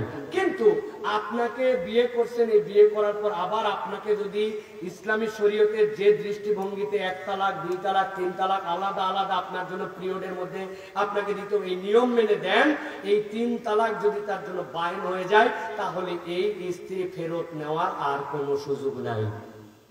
কিন্তু যদি আগের যে মাসালা অনুসরণ করেন, যাদের দৃষ্টিভঙ্গিতে ওই বিয়ে হয় নাই, তাহলে যদি বিয়ে না হয় তাহলে তালাক দেওয়া লাগবে কেন? তাহলে আবার যদি বিয়ে হয় আপনার বিয়ে হয়ে গেছে। কিন্তু আপনি যদি ইনদাল আহনাফ অনুযায়ী তিন তালাক সঠিক পদ্ধতিতে দেন, আপনার বিয়ের সুযোগ নাই। আর যেই প্রক্রিয়ায় আপনি বলতেছেন বিয়ে হয় নাই, আসলে বিয়ে হয়ে গেছে, যদি ওর মধ্যে একটা উজুব নষ্ট হয়েছে। কথাগুলো একটু কমপ্লেক্স, এই জায়গাতে বললাম। তারপরেও তালাক এবং বিবাহ সংক্রান্ত মাসালা এরকম করে বলার নিয়ম নাই। কার ঘটনা, ব্যক্তির নাম কি, কবে ঘটছিল, সাক্ষী কি, সব হুজুরের কাছে দিবেন। হুজুর উত্তর দেওয়ার সময় সিল দিয়ে আপনাকে জমা দিবে। মোবাইলে মাসালা, ইউটিউবে, মাহফিলে তালাক বিবাহের ফতোয়া দেওয়া যাবে না। আমি আপনাদের কাছে জাস্ট মাসালার হাইসিয়াতটা বর্ণনা করলাম। অতিরিক্ত চিন্তায় জমে যাচ্ছে ও অতিরিক্ত ঠান্ডায় জমে যাচ্ছে মরুর দেশ সৌদি আরব। এটা কি কিয়ামতের আলামত? প্রিয় ভাইরা, সাম্প্রতিক সময় আমরা দেখেছি, এবং মক্কা মদিনায় তো ধরেন যে 23-24 বছর ধরে আল্লাহ আমাদেরকে ভ্রমণ করাচ্ছেন। আগে মক্কা থেকে মদিনায় যাওয়ার সময় দেখতাম আশপাশটা লাল, পুরাটা পাহাড় পুড়ে গেছে মনে হয়। এইবার যে দেখি এই তো 5 না 6 তারিখের দিকে মনে হচ্ছে কি পাহাড়গুলা সবুজ হয়ে গেছে। আবার আলবাহা আবহাওয়ার দিকে ঠান্ডা পড়তেছে, বৃষ্টি হচ্ছে, বৃষ্টি হয়ে বন্যা চলে আসতেছে। নবী করিম সাল্লাল্লাহু আলাইহি সাল্লাম থেকে হাদিস দ্বারা সাবিত আছে যে যখন যে এনভায়রনমেন্ট, মরুর দেশগুলা যখন সবুজাব হয়ে যাবে, এইগুলা কিয়ামতের দিকে তোমাদেরকে অগ্রগামী করবে। এইগুলা আলামতের একটা অংশ। কিন্তু এর মানে এই নয় যে সৌদি আরবে এখন তুষারপাত হচ্ছে মানে আগামী 1 জানুয়ারি কিয়ামত হয়ে যাবে, বিষয়টি এরকম নয়। আমরা অনেক সময় প্রেডিকশন মিলাতে যে এলোমেলো করে ফেলি। কিয়ামতের আলামতের বড় দিক আছে, ছোট দিক আছে। কিয়ামতের সর্বশেষ আলামত কি? নবীজি বলছেন একটা আগুন বের হবে, যেই আগুন বের হয়ে মানুষজনকে ধাবরায়া পশ্চিম দিকে নিয়ে চলে যাবে, তওবার দুয়ার বন্ধ হয়ে যাবে, এরপরে নিনা দেশে ওই মানুষের জন্য কিয়ামত সংগঠিত হয়ে যাবে। এটা সর্বশেষ আলামত। কিন্তু এর আগে স্তর বা স্তর অনেক আলামত আছে। এখন ঠান্ডা পড়তেছে, এনভায়রনমেন্ট চেঞ্জ হচ্ছে, এইগুলা কিয়ামতের আলামত সমূহের একটা। কিন্তু এইটা হলে এতদিন পরে কিয়ামত হয়ে যাবে এইভাবে বলা যাবে না। কিন্তু সত্যি সত্যি হাদিসের ইন্ডিকেশনে এইগুলো আমাদের জন্য খুব ভালো কোনো ইন্ডিকেশন নয়। এইগুলো আমাদের দুনিয়ার আয়ুষ্কাল ফুরিয়ে আসার দিকে, শেষের দিকে যাচ্ছে, সেটার আলামত। অথবা আমাদেরকে আমাদের আমল, আখলাক, চরিত্র সব কিছুতে পরিবর্তিত হয়ে আল্লাহর দিকে নিসবত করার, আল্লাহর দিকে রুজু হওয়ার মতো আল্লাহ যেন আমাদেরকে তৌফিক দান করেন। ইমামতির জন্য সবচেয়ে বেশি হকদারকে তথা কাকে ইমাম বানানো হবে? ইমামতির জন্য নবী করিম সাল্লাল্লাহু আলাইহি ওয়াসাল্লাম যতগুলা হকের কথা বলেছেন, এর মধ্যে সবচেয়ে বড় প্রায়োরিটি দিয়েছেন তোমাদের মধ্যে তেলাওয়াতে বিশুদ্ধ কোরআন যার বেশি, ইমামতির হকদার সে বেশি। এটা ফার্স্ট। মুমিন তো ইমাম হবে, মুমিন ছাড়া তো ইমাম হয় না, মুসলমান ইমাম হবে। কিন্তু এরপরে তেলাওয়াতের শুদ্ধিটা অনেক গুরুত্বপূর্ণ। কেননা ধরেন কোন একজন মানুষ ভালো মুত্তাকি, আল্লাহকে অনেক পছন্দ করে, কিন্তু তার তেলাওয়াত অশুদ্ধ। আরেকজন কম মুত্তাকি, একটু বাহ্যিক আচরণ দেখা যায় কিন্তু তেলাওয়াত শুদ্ধ। তাহলে ইমামতির হকদারকে তেলাওয়াত শুদ্ধ যার, বয়স্ক তোমাদের মধ্যে যার কাছে কোরআন বেশি আছে, ওই ব্যক্তি হকদার। কারণ কি? কারণ হচ্ছে কোন একটা লোক যদি অশুদ্ধ তেলাওয়াত করে, তার পিছনে আরো 5 জন মুক্তাদি, তাদের অশুদ্ধ তেলাওয়াত, নামাজ হয়ে যাবে। কিন্তু কোন ব্যক্তি যদি অশুদ্ধ তেলাওয়াতকারী হয় আর তার পিছনে যদি একজন শুদ্ধ তেলাওয়াতকারী ইক্তেদা করে, বাকি সকলের নামাজ ফাসেদ হয়ে যাবে। বুঝছেন মামলা? অনেক সময় অনেক আলেম ওলামা হঠাৎ করে নামাজে যায়, দেখেন জামাতে শরীক হয় নাই, পিছনে কোনার মধ্যে আলাদা নামাজ পড়ে, বলে হুজুরের ভাব হয়ে গেছে, হুজুর এই জামাতে শরীক না হয় উনি ঢাকার হুজুর, উনি নামাজ পড়তেছে না। ভাই, হুজুর মাসলা জানে, ওই লোক সূরা ফাতিহা পড়তেছে। আজকেই মাগরিবের সময় এক জায়গায় আমি নামাজ পড়ছি, সূরা ফাতিহা শুনে আমি চিন্তা করলাম মুসিবত তো, উনি পড়তেছে আলহামদুলিল্লাহ রাব্বিল আলামিন আর রহমানির রহিম, উনার সাথে এইটুকুই শুদ্ধ, কিন্তু এর মধ্যে লাহানে জলি হয়ে অবস্থা খারাপ। উনার পিছে যে 2 মুসল্লি, ওই মুসল্লির জন্য ঠিক আছে, কারণ তার থেকেও খারাপ তারা হয়তো, কিন্তু আমি তো অন্তত শুদ্ধ তেলাওয়াত জানি, আমি যাই উনার পিছে ইক্তেদা করলে সকলের নামাজ বাতিল হয়ে যাবে। এটা ফিকহি মাসালা। এই জন্য ওই ব্যক্তি ইমামতির যোগ্য যে মুত্তাকি, যে কোরআনে প্রাজ্ঞ, যে ব্যক্তি বয়স্ক, এই ক্রাইটেরিয়াতে ধীরে ধীরে ওই মানুষ আসবে। যে ফাসেক ফুজ্জার নয় এরকম লোককে ইমামতির জন্য হকদার হবে। এইটা সামগ্রিকভাবে সিদ্ধান্ত নিয়ে তাকে দায়িত্ব দিতে হবে। আমি প্রাইম কথাগুলো আপনাদের কাছে কেবল সংক্ষেপে বললাম। ব্যাংকে ডিপিএস করা যাবে কিনা, ডিপিএস এর শরীয় বিধান কি? প্রিয় ভাইয়েরা, ব্যাংকের প্রক্রিয়া হচ্ছে 2 ধরনের। আমাদের দেশে এক ধরনের ব্যাংক আছে যাদের শরীয়ী বোর্ড আছে, এবং যারা এই জিম্মাদারি নেয় যে আমরা আমাদের ব্যাংকের সাধ্যের মধ্যে এই সকল সুদী ব্যাংকের অধীনেও আমরা শরীয়ী ভাবে আপনাদের কার্যক্রম পরিচালনা করার জন্য চেষ্টা করছি।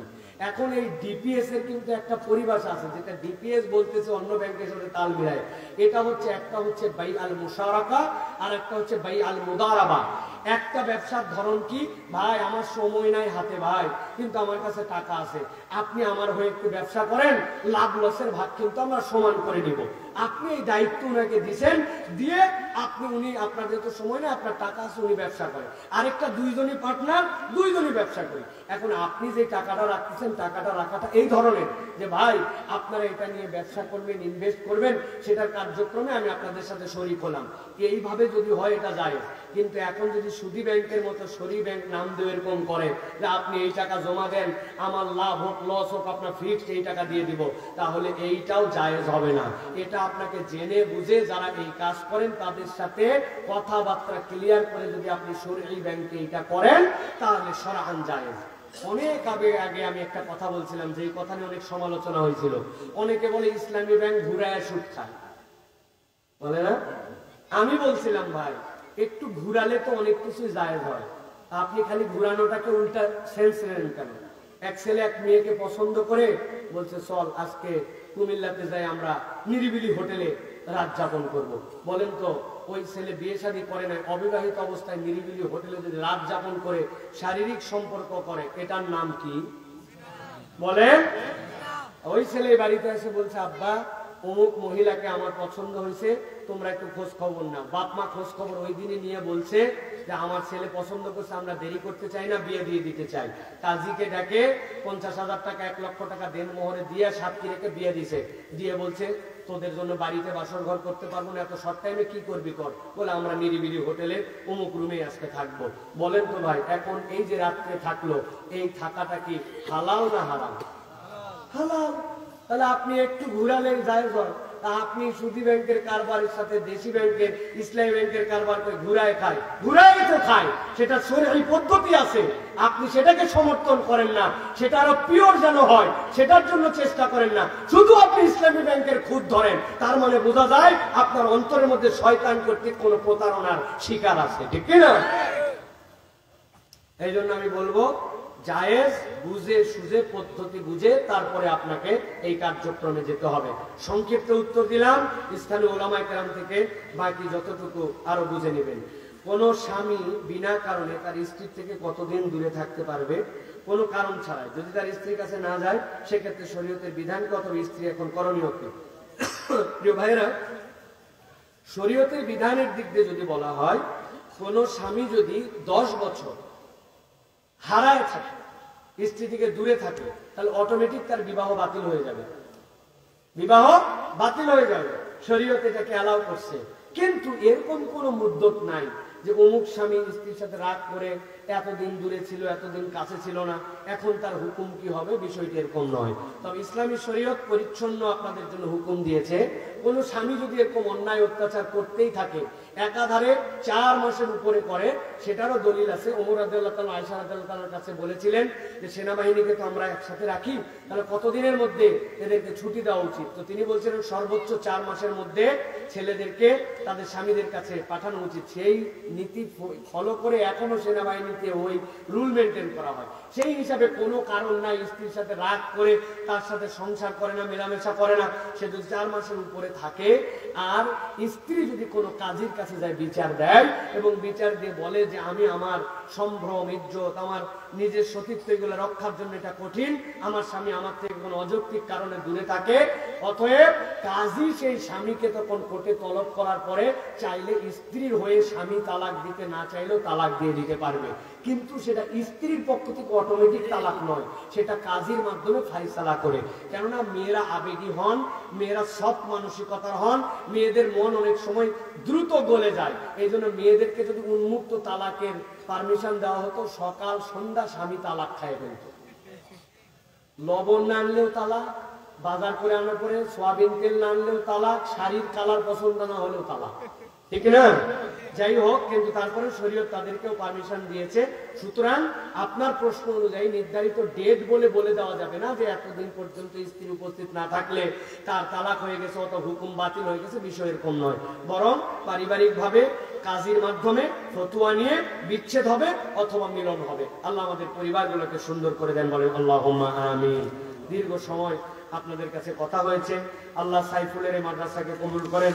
আমাদের যে সকল দায়িত্বশীলের এখানে আছেন, বিশেষ করে আমাদের আনোয়ার হোসেন সাহেব, তারপর মোহাম্মদ আবুল কাসেম সাহেব, হোসেন ভুঁইয়া, সাদেক ভুঁইয়া, আলমগীর ভুঁইয়া, আবুল হাসেম, শালম ভুঁইয়া, আবু তাহের ভাই,